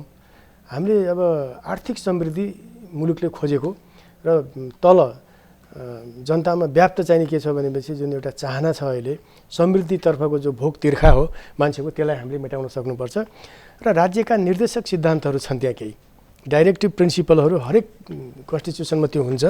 राज्यका नीतिहरू छन्, ती राज्यका नीतिहरूलाई कसरी प्राप्त गर्ने र त्यो राज्यका नीतिअनुसार हामी कसरी अगाडि बढ्ने भन्ने कुरो यतिखेर हाम्रो राष्ट्रिय सङ्कल्प र राष्ट्रिय सहमति, राष्ट्रिय सङ्कल्प जे भन्नुहोस्, संविधानले निर्दिष्ट गरेका कुराहरू, हाम्रो विदेश नीति, हाम्रो अर्थनीति, हाम्रा यावत कुराहरू, हामीले जनतालाई कसरी चाहिने जनमुखी कार्यक्रम अगाडि ल्याउने भन्ने कुरा, राज्यले प्राप्त गर्न खोजेका जुन लक्ष्यहरू छन्, ती लक्ष्यहरूलाई प्राप्त गर्नको लागि हामीले अझै केही थप प्रयासहरू गर्नुपर्छ। अन्त्यमा फेरि पनि रमेश लेखकज्यूसँग सोध्न चाहन्छु यही प्रश्न। यो महत्त्वपूर्ण प्रश्न छ। दुई तिनवटा कुरा आग्रह गर्न चाहन्छु। पहिलो कुरा के हो त भन्दा संविधानका प्रतिको इमान्दारी नै पहिलो कुरा हो। संविधानले जे व्यवस्था गरेको छ त्यसका प्रति इमान्दार हुन जरुरी छ हामी सबैले, र इमान्दारितापूर्वक संविधानले भनेका सबै कुराहरूलाई कार्यान्वयन गर्ने इमान्दारिता देखाउन जरुरी छ, पहिलो कुरा। अर्को कुरा, एउटा समस्या मैले देखिराखेको छु। समस्या के देखिराखेको छु भने समस्या एउटा ठाउँमा छ, समाधान अर्को ठाउँमा खोजिराखेको जस्तो देख्छु म। जस्तो उदाहरणका लागि समस्या पार्टीहरूमा छ हो, समस्या हामीहरूमा छ, तर हामी के देखिराखेका छौँ भन्दा संविधानमा खोजिराखेका छौँ कहीँ संविधानमा समस्या छ कि भनेर। जस्तो उदाहरणका लागि यो सङ्घीयताका कारणले समस्या आयो कि भनिराखेका छौँ। अरे बाबा सङ्घीयता त हामीले राम्ररी कार्यान्वयनै गरेका छैनौँ। तपाईँले सङ्घीयता राम्ररी कार्यान्वयन गरेपछि अनि त्यसले काम गरेन भने अनि संविधानमा समस्या खोज्नु पर्यो, अनि कार्यान्वयन हामी नगर्ने अनि समस्या सङ्घीयतामा देख्ने भने यो मैले कस्तो देखिराखेको छु भने एउटा यो हामीले राम्ररी नगर्ने काम अनि समस्या संविधानमा देख्ने कुरालाई एउटा बहुत राम्रो गाडी, त्यो गाडीका बारेमा जानकार नभएको मान्छेले चलाउन खोज्ने, अनि उसले क्लच थिच्छ है, अनि के अरे ब्रेक थिच्छ, अनि क्लच थिच्यो भने ठान्छ गाडी किन रोकियो भन्छ, आफूले ब्रेक थिचिरहेछ, क्लच थिच्नुपर्ने ठाउँमा ब्रेक थिच्छ, अनि गाडी रोकियो भनेर गाडीलाई दोष दिन्छ, किन रोकिन्छ यो गाडी भने जस्तै हो कि। मैले भन्न खोजेको के हो त भन्दाखेरि समस्या हामीमा छ। समस्या के छ त भन्दा हामी संविधानका प्रति इमान्दार हुन सकेका छौँ कि छैनौँ। संविधानले गरेका सबै व्यवस्थाहरूलाई ठिक ढङ्गले कार्यान्वयन गर्नका लागि हामी जागरुक छौँ कि छैनौँ। त्यसका लागि हामीले ठिक मनस्थिति तयार गरेका छौँ कि छैनौँ। त्यसका लागि मैले अघि नै पनि भने एउटा कुरा चाहिँ त हाम्रो मानसिकताको कुरा, जागरको कुरा र चाहिँ त अनुभव सिप ज्ञानको कुरा हामीले त्यो यथेष्ट प्रयोग गरिराखेका छौँ कि छैनौँ।